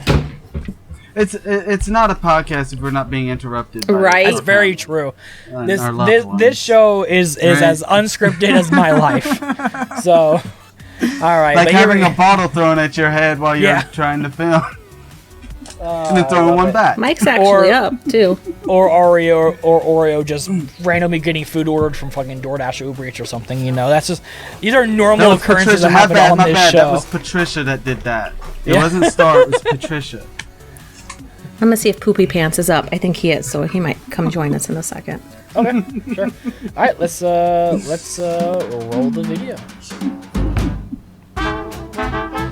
Energetic jazz music. Right? Specifically- I already like it. I'm already on this board. so the I'm on vibe. board. alleyway alongside some Artspace jazz. building in Michigan City, Indiana. I met my wife in pastry school 16 years ago. Ever since then, it's been a dream to have our own bakery confection shop. Through the skin of our teeth, we've done that. We've built it up from our bootstraps and it's everything we wanted it to be. Confection's Little usually chair a right here, hon. small treat. Friends and neighbors. It doesn't have to be relegated to just chocolate. Small cakes, little petit fours, or something like that can fall under the idea of confections. We're trying to bring an elevated sense of flavors without having to pay for the elevated aspects of an overly designed product. A little more rustic, but still beautiful. You can come in once a week and get your favorite turtle or your favorite bonbon bar. Is key. Instead of saying, you know what, Especially because of the price point, I can only have it for birthdays and Christmas. So I'm trying to create something that's a little more an everyday treat.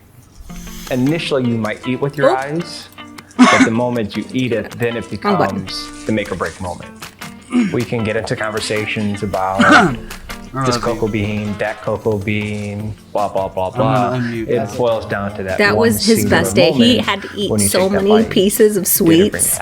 Were you happy? He crashed. He crashed so hard.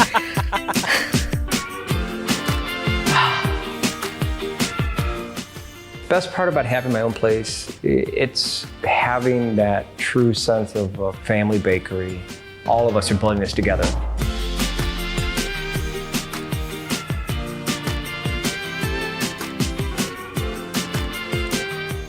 I've had 2 great jobs, that paid well. That shot alone took us like 20 minutes because we were all looking the wrong way. I figured, I can bring what I've always envisioned, not what somebody else has envisioned. Come on, directors, let's get going. Just as much as theirs.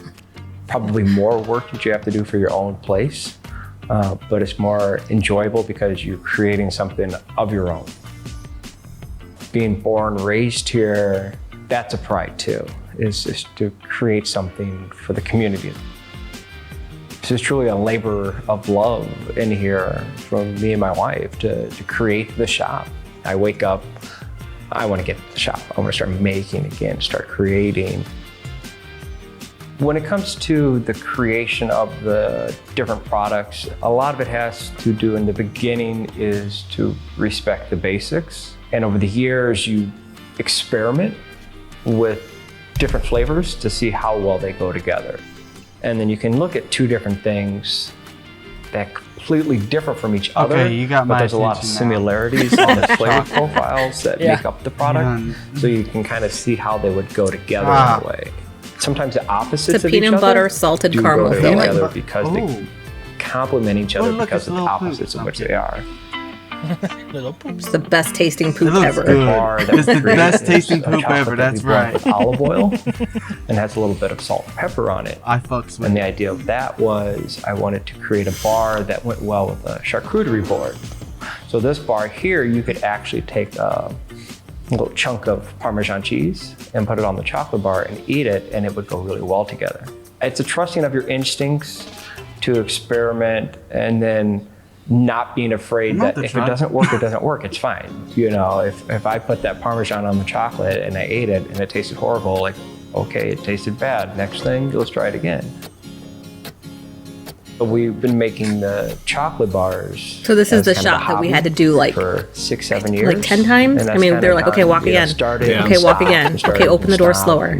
And that's one of the beauties of having your dream is that it might be put on the shelf for a little bit, but you can always dust that off and revitalize your dream.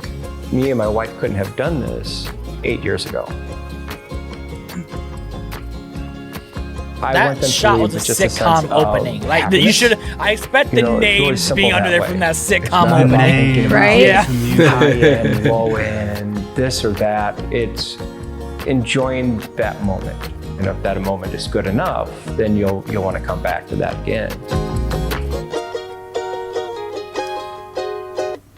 Takes so much. Look who's here. Husband's here. Speaking of the bowler, the man right there. Yep, he's right trying there. to get him in. Well, I mean, kind there we go. Oh god, very blurry. That's really messing up your Is he skin. really real, or is this a figment of imagination? There you go. Keep your head up like that, and then yeah. How's it going, Mike? How are you? Good. How you doing tonight? Hey, we're doing great, man. We're great. So we talked over some chocolate. Yeah. I would turn it off, but I don't want to fuck up the video. Hold on. You got this, chef. It's fine. We got this. We're a month's professional. Hey. There we go. So I know both just in general, but also in the video too, it mentioned that you two met together at the culinary school. So how did that all kind of happen? So where in the moment were you just like, yeah, this is it. This is the one. When did you start seeing stars? For me, backstory, I have anemia really bad, and I had been hospitalized because my iron was low, and so I came into a new class, right? And I sat down between our friend Casey, and I looked over at Mike, because, he's got fucking gorgeous eyes, and I was like, hey, do you want to be lab partners today? It's been a while for me, and I just need to get back in the swing of things. And what did you fucking say to me? No, I work alone. I was like, who the fuck is this guy? Fuck him and his existence.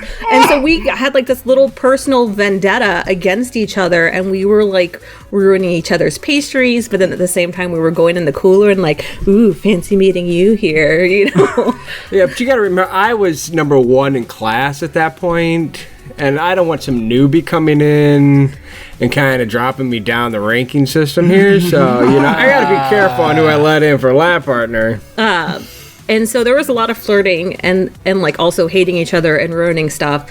But at some point he asked me to coffee, and I was like, yeah, sure, dude. I think I stood him up like...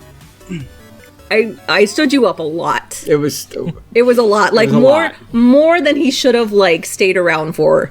And then one day I was sick, and I was like, "Hey, can you bring me lab notes?" Because we all had each other's numbers. And I opened the door, and he grabbed me and kissed me, and that was it. That was it. I love that so much. And then I was like, "You're just a booty call. This isn't serious." And he was like, I'm gonna meet your parents today, and I was like, no, I'm doing a family thing, you can't go.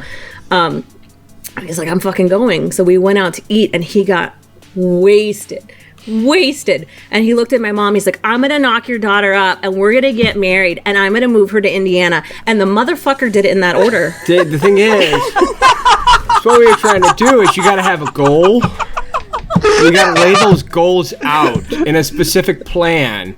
Step one, Step 2, Step 3, and that's how you accomplish your goals. And that's what we did here. Oh my God. I agree.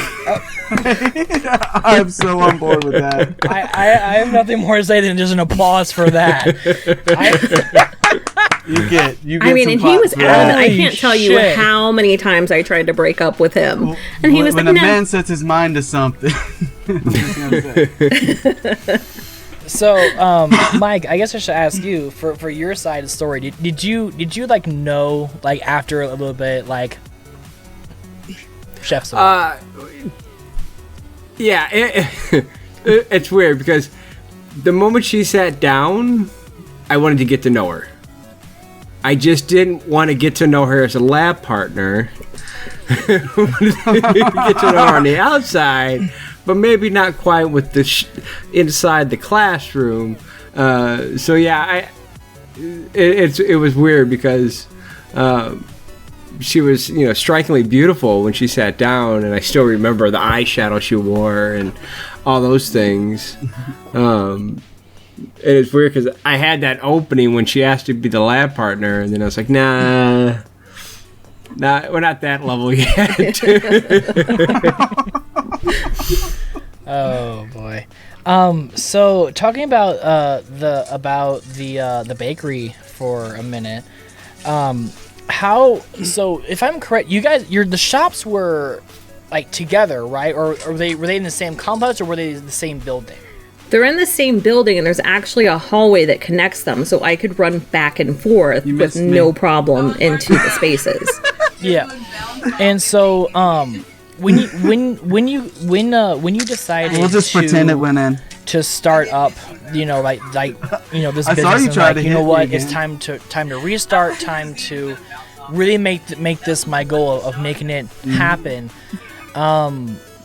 For both of you guys together, how does it feel now, like having kind of like, I guess a family business? I mean, you see in the video, but also I know you guys all, work together, multiple things. I mean, Chef, you do amazing with cosplays, and I know your kids cosplay, and you guys collaborate on that. You build their pastry, you're both pastry chefs. So how how does that feel now? Like being able to bring kind of family together to work and do something that you both, I guess, enjoy and love. For me, it's weird, right? Because when we did our first company together, like that was the dream, to have a bakery together and to have it be a family business. And then when Arthur got really sick and we stopped, it was like, this dream is dead. You know, it's dead. It's not the right time. We were not going to try again. And then he started working for corporate. So when this came along, and especially now that it's successful, it's NBA, just throw it kind of scary, because it's like we get to a point where we're like, oh my God, is this going to be like the first time? Or are we going to get to that point and then it falls apart? And so there's that fear, but at the same time, we've far surpassed where we got last time. And to see it actually come into fruition, for me, it's crazy. I almost can't believe it. And every time someone's like, we want to do this with you, it's like, okay, sure. You kind of freak out a little bit. How is it for you? Do you need some water? It's really hot in here. I need some water. That's a good idea. I gotta get the AC fixed. It's always been amazing to me. Get it myself. With us in the family, in that when we kind of want to do something, nothing happens with it. You know? So like when the pandemic hit, we're looking and we're like, oh, let's do resin art. Okay, that was don't use that. That was a bad ADHD there's a lot moment. of stuff, but there's a lot of situations. But where we'll do it like, yeah, let's do it. So we buy this stuff and we look at it and let's put that in the closet now. I've done my and nothing ever happens. And there's a lot of instances like that. But when we really want something and we have our mindset, you know, there's like nothing that stops us, and it amazes me how quickly we can work together to get things done really well, you know. So when we wanted to do the bakery, it kind of lingered a little bit while we waited for information and blah blah blah. But the moment we got the lease and everything, it was like balls to the walls. Like they ghosted us. We had looked at another spot because we were like, they're not getting back to us, and we literally got it open in less than 2 weeks with no money at all. Yeah. Wow.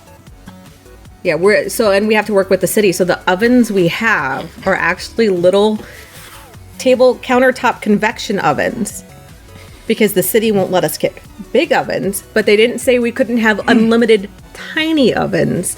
And that's the thing about being pastry chefs, is like we can MacGyver the fuck out of stuff to make it work. And so far, everyone is like, you made it out of that oven? I'm like, yeah. An oven's an oven. I mean, it's nice to have them big because you have more room, more to do, and I think you have a little more control with bigger ovens, depending on who you buy it from and the maker. You know, the bigger the product, the more you spend, the more you kind of get with it. I mean, it's technology. The more you spend, the more options you get. But something that's really cool about being a cook, or someone like me who does actually enjoy, you know, trying different things out with different foods and stuff, is that there are so many different ways to do things now. And I think really with the pandemic, I've been seeing, you know, air fryers selling like no tomorrow, and now I'm seeing these recipes on TikTok and Instagram and stuff like that. Things that you would never think should go in an air fryer. Yeah, like a steak. Why would you put a steak in an air fryer? Puts it in there and it's perfect. I've done it. She did it earlier, cooking steak in the air fryer. It's good. I don't know what we do without our air fryer, man. Honestly, it's freaking awesome. Funny enough, you can cook anything in it. Yeah. Almost everything. It's hot air. Almost. Hot air works. It's great. Hot air. It takes pizza rolls to the next level. Oh my god, those chicken nuggets to a next level. The one thing is, the air fryer pizza rolls are my number 2 way of doing it. My number 1 way, and this is still the way I love doing them, I love deep frying them. Deep frying pizza rolls. That is the best crunch that you can get. But an air fryer, if you know your timing's right, you can get it really close.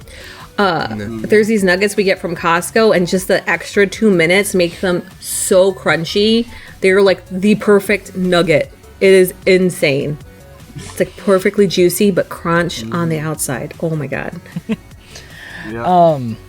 So I guess now's the question where I beg for free food. Is that how this works? I just beg for free food. I come in and get it. I mean, we're loading you up whenever you do show up. So we are all about free food. We're all about free food here, friends. No, yes, sir. But yeah. So I guess something that I'll do is, I know I kind of talked to Chef a little bit about like getting stuff shipped and stuff. Shipping is like one big thing that is so hard to do, because there's so many little things you have to do to make sure that they're perfect. And watching other people pack, I mean, as someone who used to work at Target, I'm seeing these, I'm just shoving stuff in boxes, and if it makes it cool, if not, that's a corporate problem. But for you guys, it's a whole different thing. It's like this one product has to be this way, and it has to be perfect. If it's not, then repercussions happen.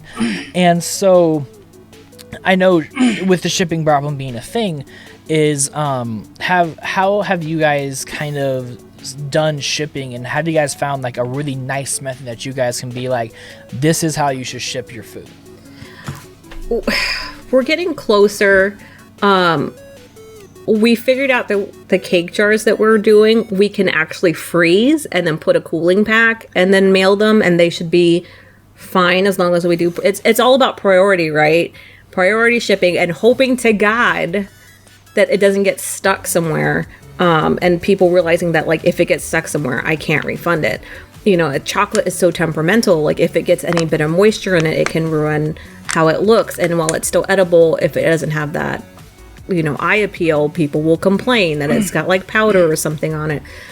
So we're getting closer. I think the cake jars are probably to end up being the first thing. Like we've got the air bubble thing, we've got the heat sealers, we've got the labels.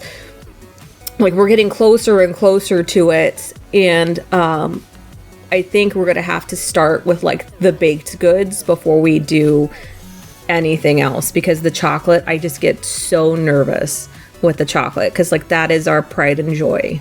The chocolate bars and the bonbon bars, and I would rather someone say a cookie was meh than our chocolate. I but we're getting there. Understand that. I think when we get to the point where we really start shipping, thankfully that she has a lot of friends that are all over the country, especially through her time online and everything.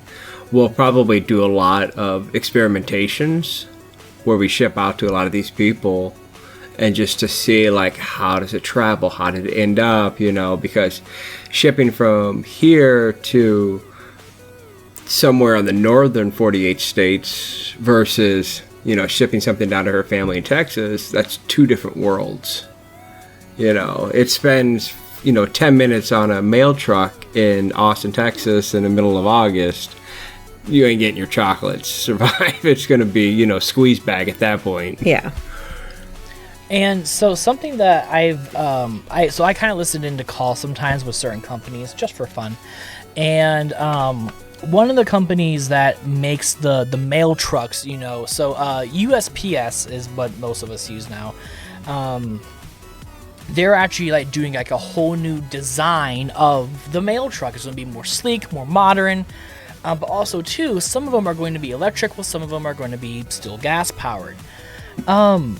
My whole thing is I am still very surprised, because I feel like this would not be hard to implement in trucks, because there's food trucks who do this all the time. I'm very surprised that mailing trucks have not implemented just a small refrigerator freezer compartment inside of a mail truck.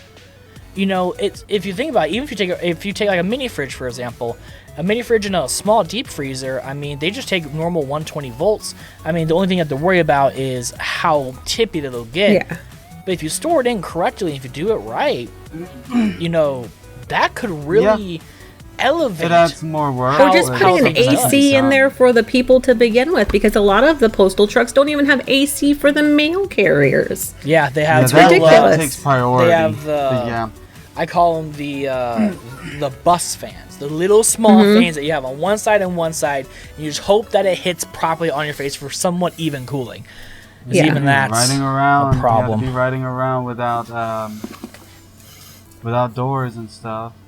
It's wide open. Yeah, it's one of those things. So I don't know. I'm hopefully that with this new generation, because I think they're supposed to come out by the end of 2020. Hopefully, we can all cross our fingers that they put in freaking AC units. They're not that expensive anymore. 20s?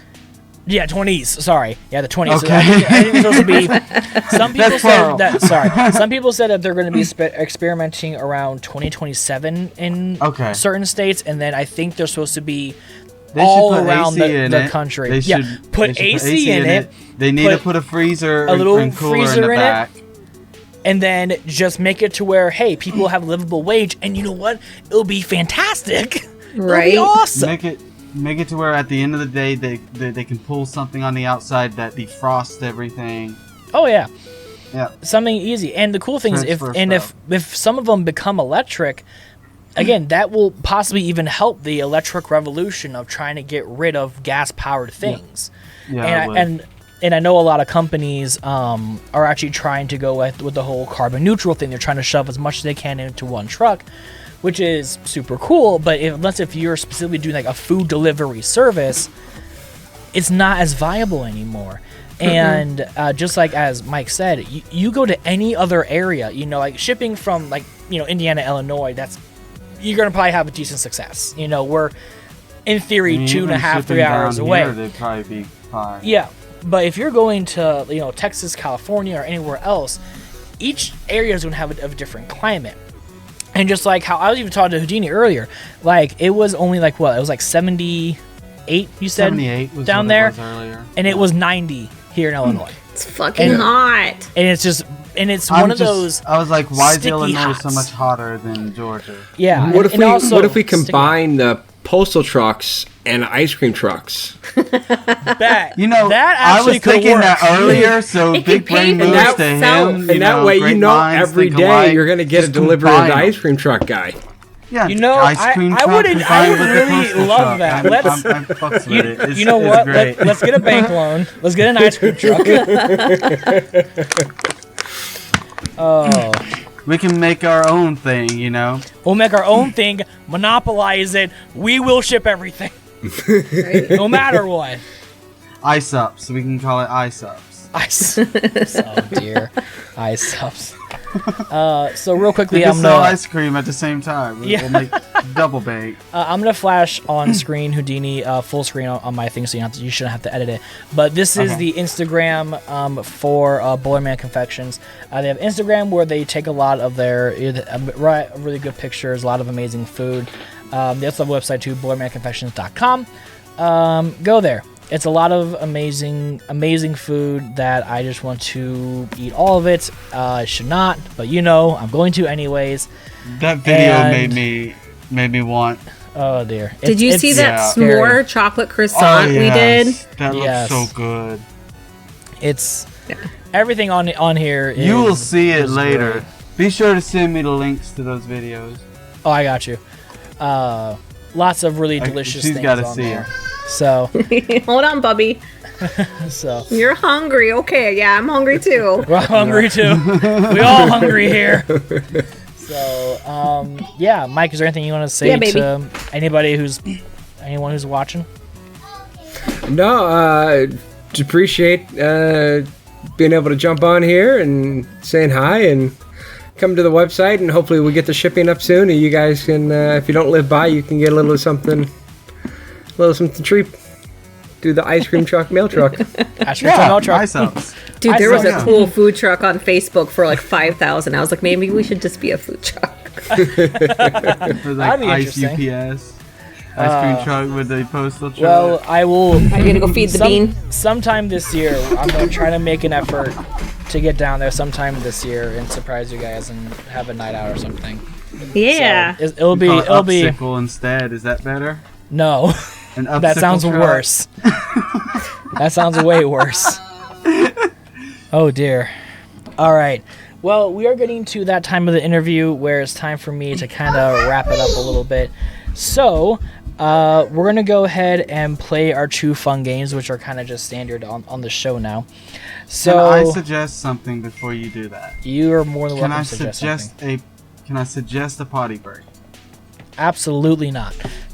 I drank pee in the trash can right there on camera. Pee in the trash can? Yes. Oh, no. You're going to have to pay extra to see that. To pay extra.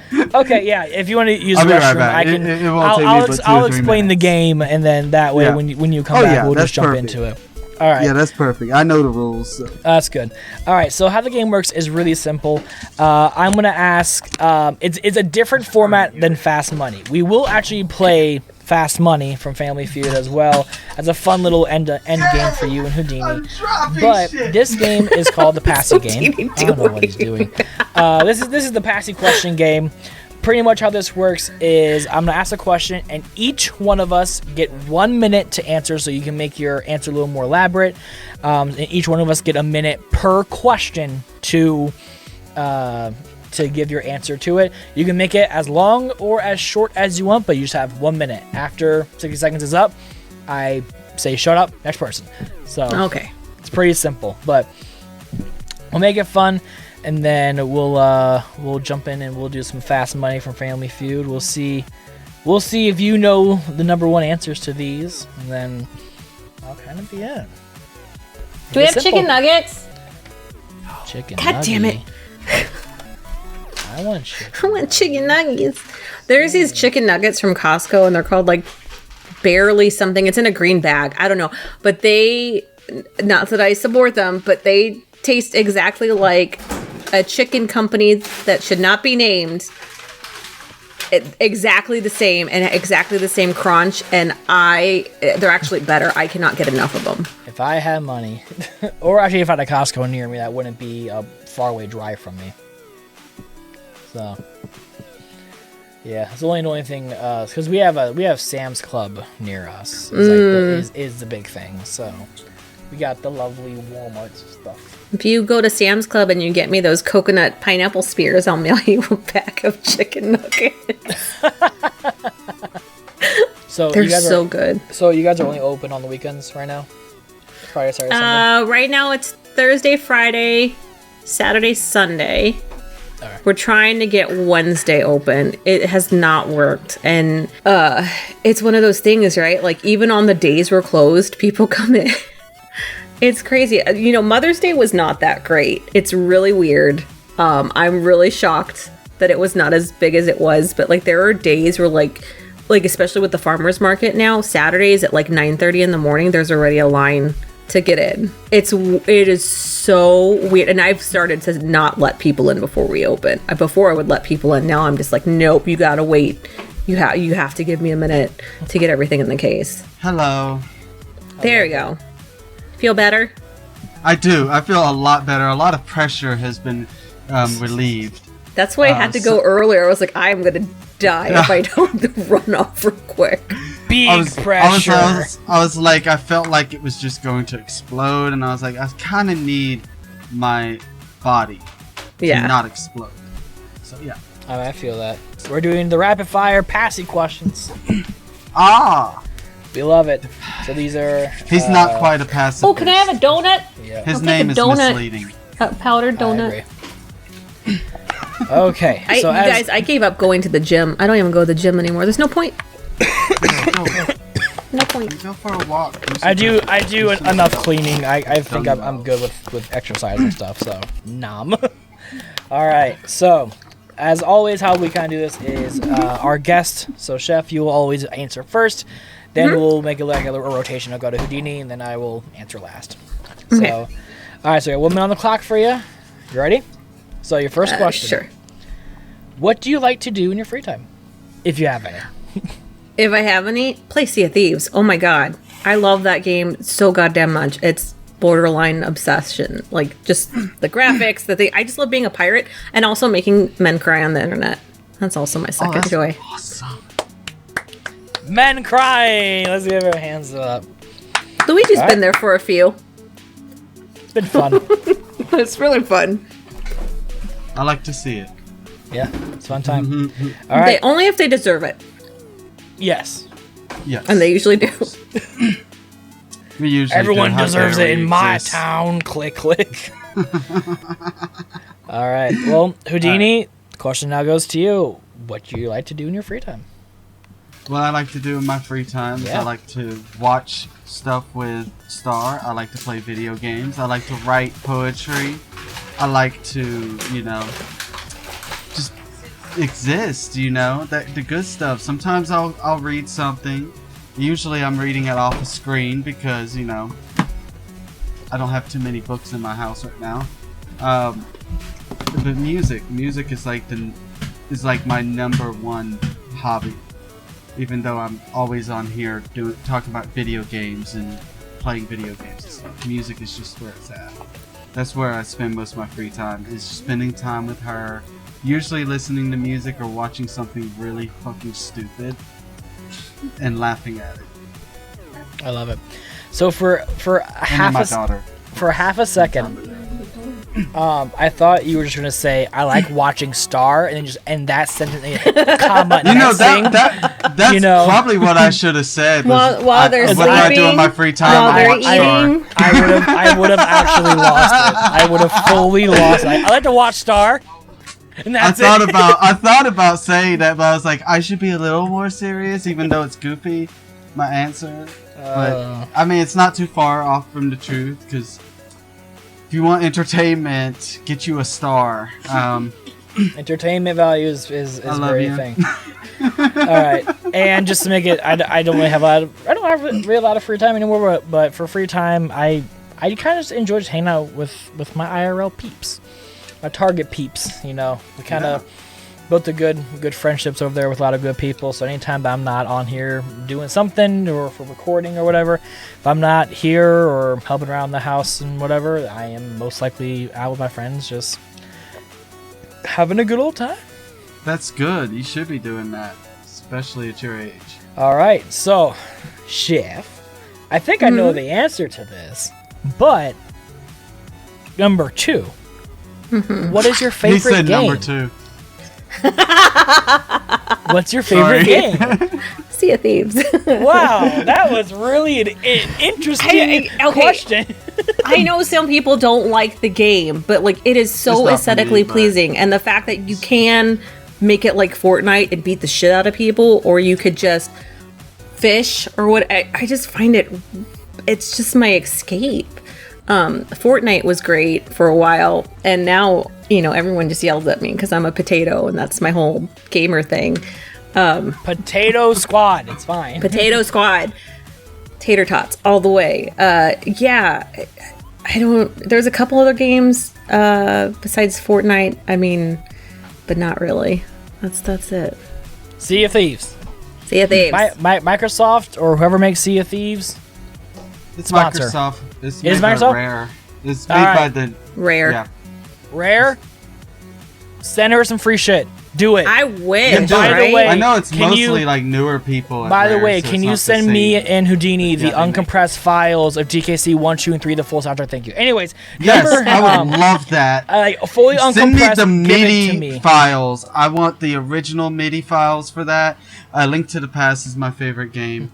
Period. It's the funnest thing in the world. I could play it every day for the rest of my life. I don't care. And Donkey Kong Country is super fun.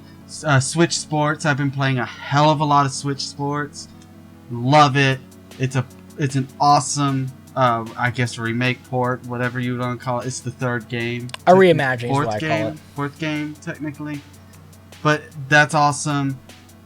I love games like that. I'm a sucker. And I love JRPGs. So the Shin Megami Tensei, my Dragon Quest, the Fire Emblem. I love all of that. I'm just really into that stuff. I'm not much of an online multiplayer kind of person, which is lame. So for myself, I'm really enjoying Ratchet and Clank. I've been really enjoying the new game, The Rift Apart. It's a really good game. Also, I've been trying to delve my toes back into Crash 4. because I really need to finish the game. It's about I've gotten time. so close. It's about time that I finish the game. It's about time for the Wrath of Cortex. That's right. So, for anyone who doesn't get that joke, sorry. Yeah, I mean, Nintendo Switch Sports has been a lot of fun. I've been playing that actually a lot with my IRL friends in it as well. I haven't played online yet, but we're going to play online, especially with everyone in the Nest very, very soon. But it's kind of just been enjoying it. Just enjoying Switch Sports a lot, and also I'm looking forward to replaying all the original Sonic games when Sonic Origins come out. So, when is that release? It is June 23rd. June 23rd. All right, for Father's Day this year. I would like for Father's Day. Okay. For Father's Day. I'm actually getting a new Switch, so my mom's giving me her old one, so I'll actually be able to play on my Switch again since my kids stole mine. That's awesome. My poor Animal Crossing is probably like all weeds right now. I'm gonna have to play through all of the Sonic games again. Yay! And then it's been a few years. All right, so Chef, I know that you were a food blogger and stuff, but who was the person or a group of people who really inspired you to want to start creating content? Oh, I got to do this quest. So when we lived in Austin, the chefs there, like the big chefs, David Bull, everybody would get together once a month, and we'd have this thing called Meaty Monday. And like it was like the chefs at like the lowest of restaurants to the highest of restaurants, just hanging out and pushing each other to be good. And that's how I also met food bloggers and became friends with them. And that's how I kind of got into the content world, because they're like, you have a unique voice. We want to hear what you have to say. So that was when one of my friends actually was like, I'm going to write about fucking tacos. And everyone was like, you're going to write about tacos? Just nominated for a James Beard Award for his articles. It's really fucking cool. But yeah, it's just the type of vibe that Austin was. Everyone wanted to better each other. Cool. Just kind of fell into it like streaming. And then I guess I'll ask you this. I won't count towards the minute because you only have 5 seconds. But who... is there any like streamer or content creator that you saw on like YouTube or Twitch or whatever who really kind of like pushed you to really start doing the whole streaming and content creation thing? I mean, you. Honestly, They say don't meet your heroes, but we all met our heroes. It was really. If it wasn't I said the same thing with Mayhem. Yeah. If it wasn't for you, Lala and Alf saying like, "Well, you're actually kind of a funny bitch. You should stream it," I wouldn't have never considered it, ever. I love that. I mean, honestly, you were the whole reason I got it even set up, because I didn't know where to fucking start, and you were the one that was like hand holding me and doing the screen capture to help me. And so if it wouldn't have been for you guys, like, yes, there's big streamers that I enjoy, but I didn't watch them. I watched you guys because you guys are more entertaining for me. Oh, so adorable.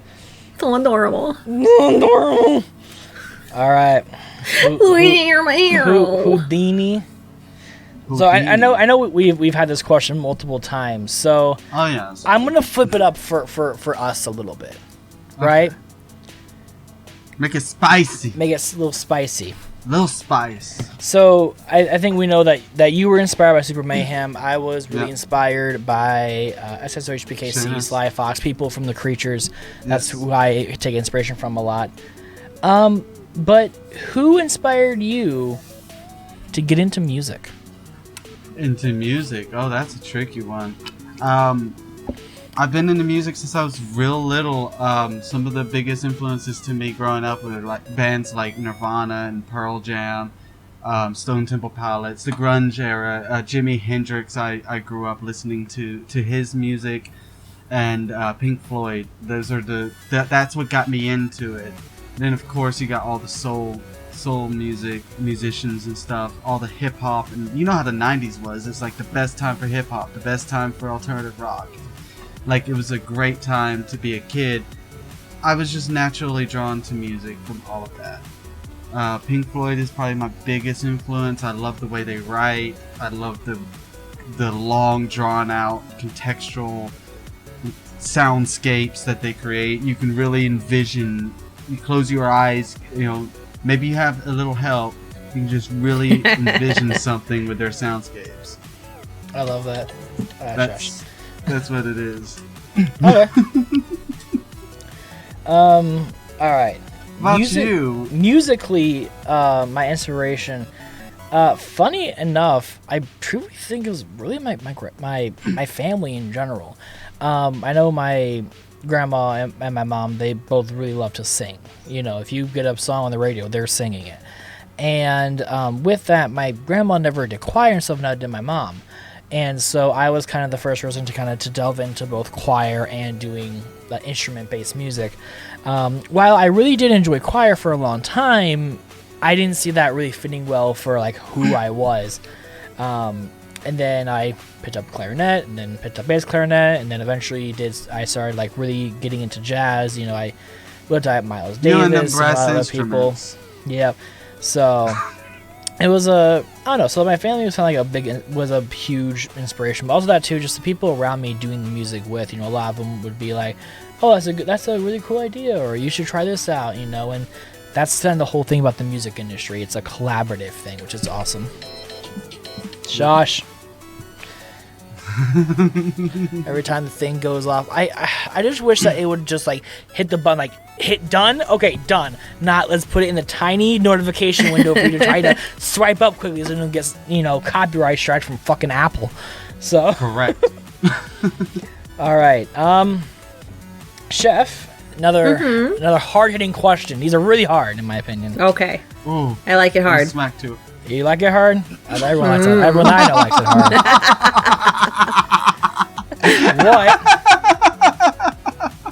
What is your favorite streaming moment so far? Oh, there's some good ones though. For me, it's I love to eat trolls, but I think the best one was when we were playing Among Us.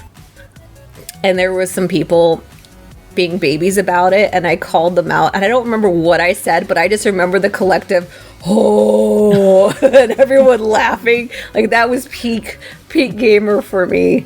I don't know. I just like it. It's probably not healthy, but for me, my best gamer moments are when I have a really good banter and I'm winning, and there's no way you're gonna out bullshit me. Mm-hmm. Luigi knows. He's been there for all the good ones. You have some interesting ones. Get Elf, Chef, Malix, and myself into a room. I swear to God, that's it. Nothing will actually get done, but we will laugh our asses off. That's the hilarious point of it. So all right, Houdini. So as you've been kind of streaming, I know you're not the biggest streamer. So for you, tell me your favorite video you've worked on. Favorite video I've worked on. This is dumb, but it's probably the two videos I did for My Life is a Meme involving you. And I don't know why, but those are to this day two of my favorite videos. I know I didn't do the best job. I know the quality is shit. But it's just some of the funniest shit I've ever put together. I also love the PlayStation platformer video we did. What I did in your section when you're talking about Crash Bandicoot. He's like, okay, I need you to edit this out. I need you to edit it out. Yeah. We don't do edit outs here, boys. That was funny. Those are some of my favorites. Those are the ones I keep going back to and thinking about. I usually enjoy every video I put out. And then of course Kirby, when I started it talking about murdering people. Because that's what Kirby does. Inhale, kill. Inhale, kill. No exhale. No exhale. Inhale, just kill. That's right. He's a murderer. He's a killer. Alright, what about you? So my favorites. I don't know. I don't know. I guess it's so hard. There's so many good ones. Yeah. I guess I would say really, because I think last time I did my Mario Maker streams, I'll say this time really doing Family Feud. Like, I just gotta say, just getting everyone together, getting everyone to kind of somehow, some way, collectively getting 10 groups of people to just jump on a call within like a week of each other and just play a game is very hard to do. Like, timing is a bitch. You did so great. Everyone was up from all around the world. Oh yeah, it was a legit, like, a worldwide thing. But it was, I don't know, I guess it really showed, I guess, how the community kind of works out in its own way. But also, too, I think in general, just doing Family Feud is just really fun. You know, the crazy, weird answers people come up with, and also the lovely fails we had. They just always stick out. So, Family Feud, I loved it, and that's why we're making a second season. That's why I really worked on it. And I apologize again for ruining your perfect family-friendly streak of Family Feud. Oh, I'm God, sorry, is this one family-friendly that I screwed that up? Episode 4 was not family-friendly. And that was not just Oreo. I was just as much at fault for that. Nah, it's mostly Oreo. It was mostly Oreo. I was not clean either. What? So was I not supposed to cuss the stream because I really screwed that up? No, this stream you're good. No, this stream you're good. During Family Feud, when they kind of just went off. He kept the Family Feud clean until episode 4. Do you know what the best part of Family Feud was for me? What was that? Every time you did your disappointed sigh. It's like anytime something came out of my mouth, Malex's mouth, or Elf's mouth, it was just, guys. I honestly thought, I thought there was a point where I was going to have to somehow come up with a second sudden death questions. I truthfully thought we weren't going to have enough points to break the 400-point barrier. Because we were so bad, and then we weren't even following the thing. We were too busy talking. Like we kind of just, I was kind of just like, you know what? Whatever happens, happens. Whoever has those points were on, that's it. So I was about to just honestly just be like, they gotta close some points. Just randomly make just hit a button and try to make it work. So I was waiting for you to just leave the call. Yeah. It was I have really expected funny. him to kick us out of his Discord server when that was going on. No more Discord. Kick the whole no team more Discord off. for the night. I no felt more bad for his Yeah. retinue because We're his done. retinue was being wholesome as usual. But me and Oreo over here being extra. Yeah.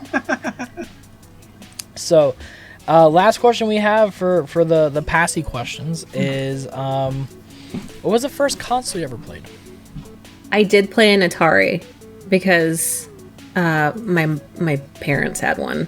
But I have to say that I wasn't allowed to play the Nintendo when it first came out. But I remember being handed the Game Boy when it came out and being told to just be quiet and go play.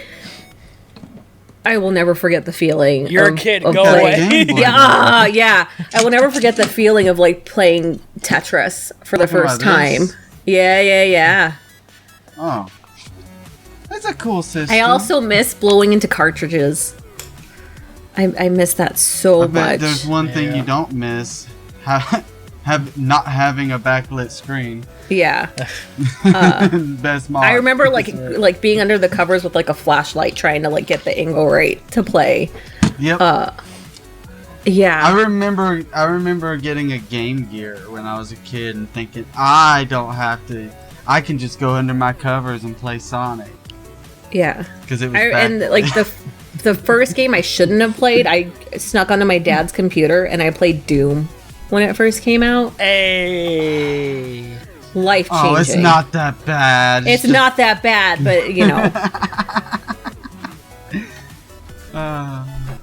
it just opened a whole can of worms for me.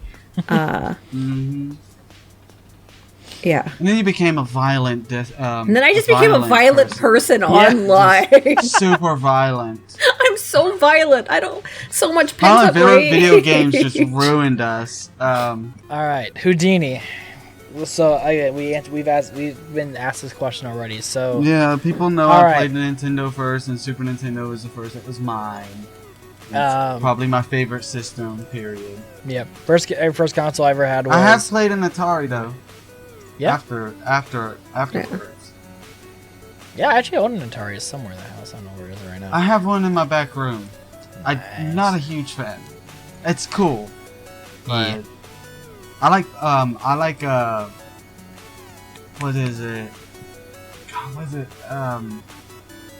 Space Invaders. I like Space Invaders on it. I like that version of Space Invaders. Funny enough, they actually, if you go to certain arcades now, there's a company, I still don't know the company name, but what they do is they make a LED, wall, pretty much. I've played it. Yeah. It's so goddamn awesome. Giant Space Invaders or giant Pac-Man. Or giant I've seen Centipede. It with Pac-Man. I haven't seen Centipede yet. Yeah, the Centipede one's pretty cool.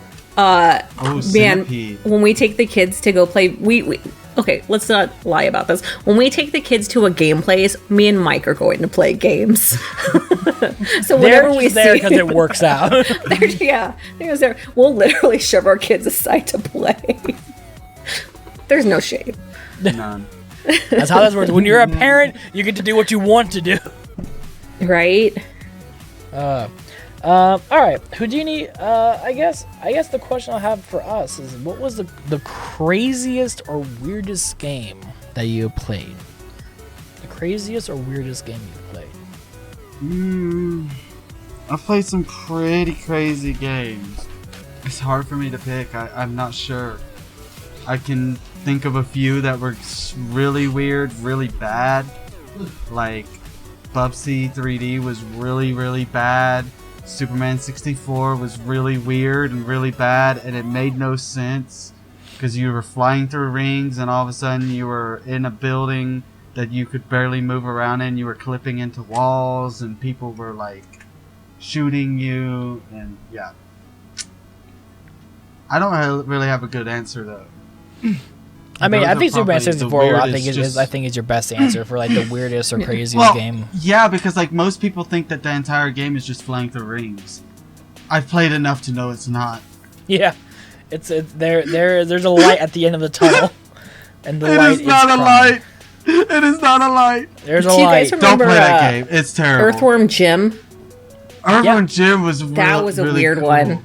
I like Earthworm Jim though. I loved it, but it was weird. weird. It is weird. Especially the second one. When you beat the second one, it's like everyone turns into a cow. It's so goddamn weird. It's so weird. That's probably weirder. And they made a 3D one, which was really bad and really weird as well. Didn't they do one that was like a Mortal Kombat, but it was Earthworm Jim? I'm gonna look it up while you guys. I think Earthworm Jim appeared in a fighting game, and it may have been one of the Mortal Kombat games. But I'm not DLC sure. baby. Mm-hmm. No, it was Clay Fighters. He appeared in Clay Fighters. That's what it was. Clay Fighters was fucking weird. Clay Fighters was weird as fuck. Because they had on the Super Nintendo, I think they had two of them on the Super Nintendo, and then they had the 64 one, which had Earthworm Jim in it. Yeah. That's what it was. It was Clay Fighters on the 63. Clay Fighters 63 and a third. That's the one I'm thinking of. Why'd I remember that? That's such a obscure game. It's actually semi-rare, I think. I think it's actually really expensive to get. Oh, I wish I still had it. Yeah. I wonder what my mom did with it. Maybe she still has it around. I don't think she does. She was like, "Oh, this is a CD." Oh, no, it's cartridge. Yeah. Oh, 64, I'm guessing, or yep, 64. That's why it's a 63 and a third. It was they were trying to do. Yeah. Yeah. So exactly. Much. It was the 90s, man. I'll give you that. All right, the weirdest game I have played. I have played a lot of shit in my day. Super Mario 4 is so amazing. You gotta admit. Super Mario 4 for the Russian people, an amazing game for the Game Boy. Great game. It looks like they sacrificed the Donkey Kong Land cartridge for it because it's yellow. Oh, they had to. They sacrificed Donkey Kong Land. Then they put a Super Mario 64 sticker on it with a number 4 on it. And then the Super Mario freaking what do you call it? The Super Mario just logo just taped on there. This game is shit. It is so bad. But you know what though? Actually, no. This does take the cake. As I played Hotel Mario and the CDI games, this still takes the goddamn cake. The Zelda ones were at least funny. This game is just trash, bro. Zelda's weird. Those are really weird, though. Especially the animations. They're all jerky and... I mean, hey. Mid-90s. 90s, you're right. 90s. Okay, That's never the final mind. answer. 90s. 90s. Final answer, 90s. Oh, boy. Beam me up, Scotty. Beam me up, Johnny. Okay. I've played that game too. It is very weird. So, it is now time for the final thing that we'll do for this interview, which is just some good old fast money from Family Feud. Something fun to do to bring us back to the roots of the show. Makes it great. So, as always, Chef, you're going to go first. Okay. And I'm going to mute. Yeah, you're going to mute yourself. Yep, all that fun stuff. Devin. And then, yep, so you know how fast money works. I ask you 5 questions, answer as quickly as possible. We're trying to go for a 30-second time limit, but whatever happens, so I don't really give a shit. So, and remember, if you can't think of something, just say pass. All right? Okay. So you got 30 seconds on the clock, and the time will not start until after I finish reading the first question, and good luck. Let's do this. Name a popular ice cream flavor. Vanilla. Name a popular color for a car. Blue. Name a gardening tool. A hoe. Name a famous uncle. Uncle Buck. Name something you would buy in a hardware store. Nails. All right. Sounds good. 3 seconds left. Can't complain on that. Nope. All right. So the question for you is, do you want me to add up your score now, or do you want me to add it with Houdini's? Add it with Houdini's. Add it with Houdini's. All right. I'll go ahead and get the total down real quickly just so I know what to add up. All right. Okay. How am I supposed to tell him that I'm ready? I just like... Right. That's what I was thinking. Like, how are you going to tell me? Maybe Discord whisper? I can just... there you go. I can sometimes just do like, get your app, get your app. Ow! That hurt, motherfucker. Ow! All right, I'm going to deafen and mute. You don't have to deafen and mute. No, you don't have to because you already played. Remember, you went first. You already seen it. Yeah. All right. Is this a prank or is this serious? What's going on? Well, actually... He pranked me on the first time we did it. We thought we would do something a little bit different. So, I actually did not give her total yet. So, you're just going to play the questions out. Okay. But you can't duplicate the answer, though. So, it's a little bit tougher, so I'm going to give you 40 seconds, okay? Okay. Ready to do this? I'm ready. All right, clock will not start until after I finish reading the first question. All right, the clock will not start. Okay. Name a popular ice cream flavor. Chocolate. Name a popular color for a car. Red. Name a gardening tool. Hoe. Try again. Shovel. Name a famous uncle. Uncle Roger? I don't know. Name something you would buy in a hardware store. Hammer. Okay. I should have said wood. That's good. That's okay. Everything's okay. I wanted to say ruckus, but I figured that wouldn't be on the board. Okay. He is very good at building tension. The uncle question probably I fumbled on. I probably did too. I used an obscure 80s movie reference.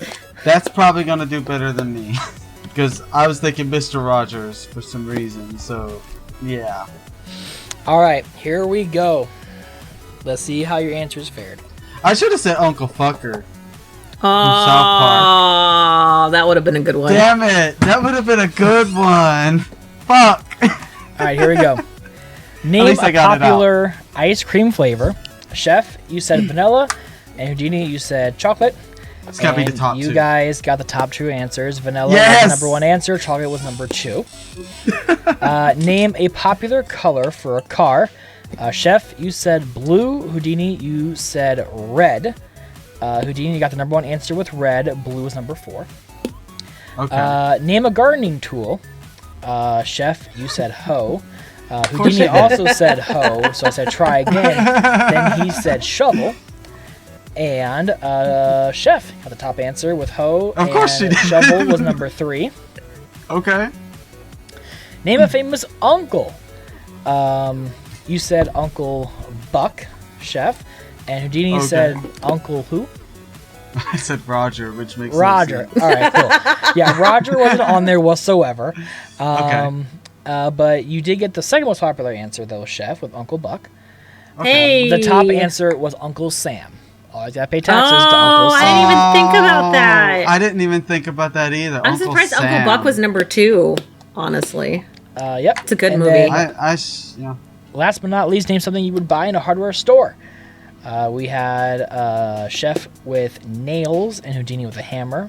And you guys, you guys got the top 2 answers. You have to have a hammer and nails. So, adding all the points together, Chef, you got a total of 139. Houdini, your dud hurt you here. Badly. Okay. Well, did it hurt me 61 points badly? Like below that?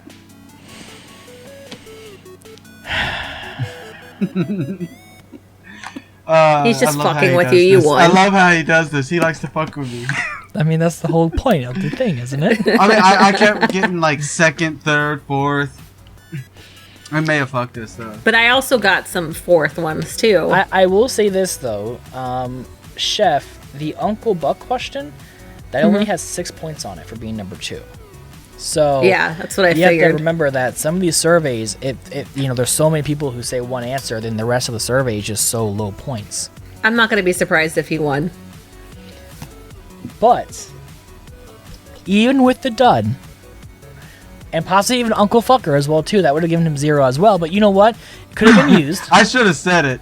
It would have been funnier. You got 122, so combined total score of 261. Oh, wow. You guys got fast. Wow. Is that the highest we've gotten on one of these? I'm not too sure. That's 261's what you said? Yeah.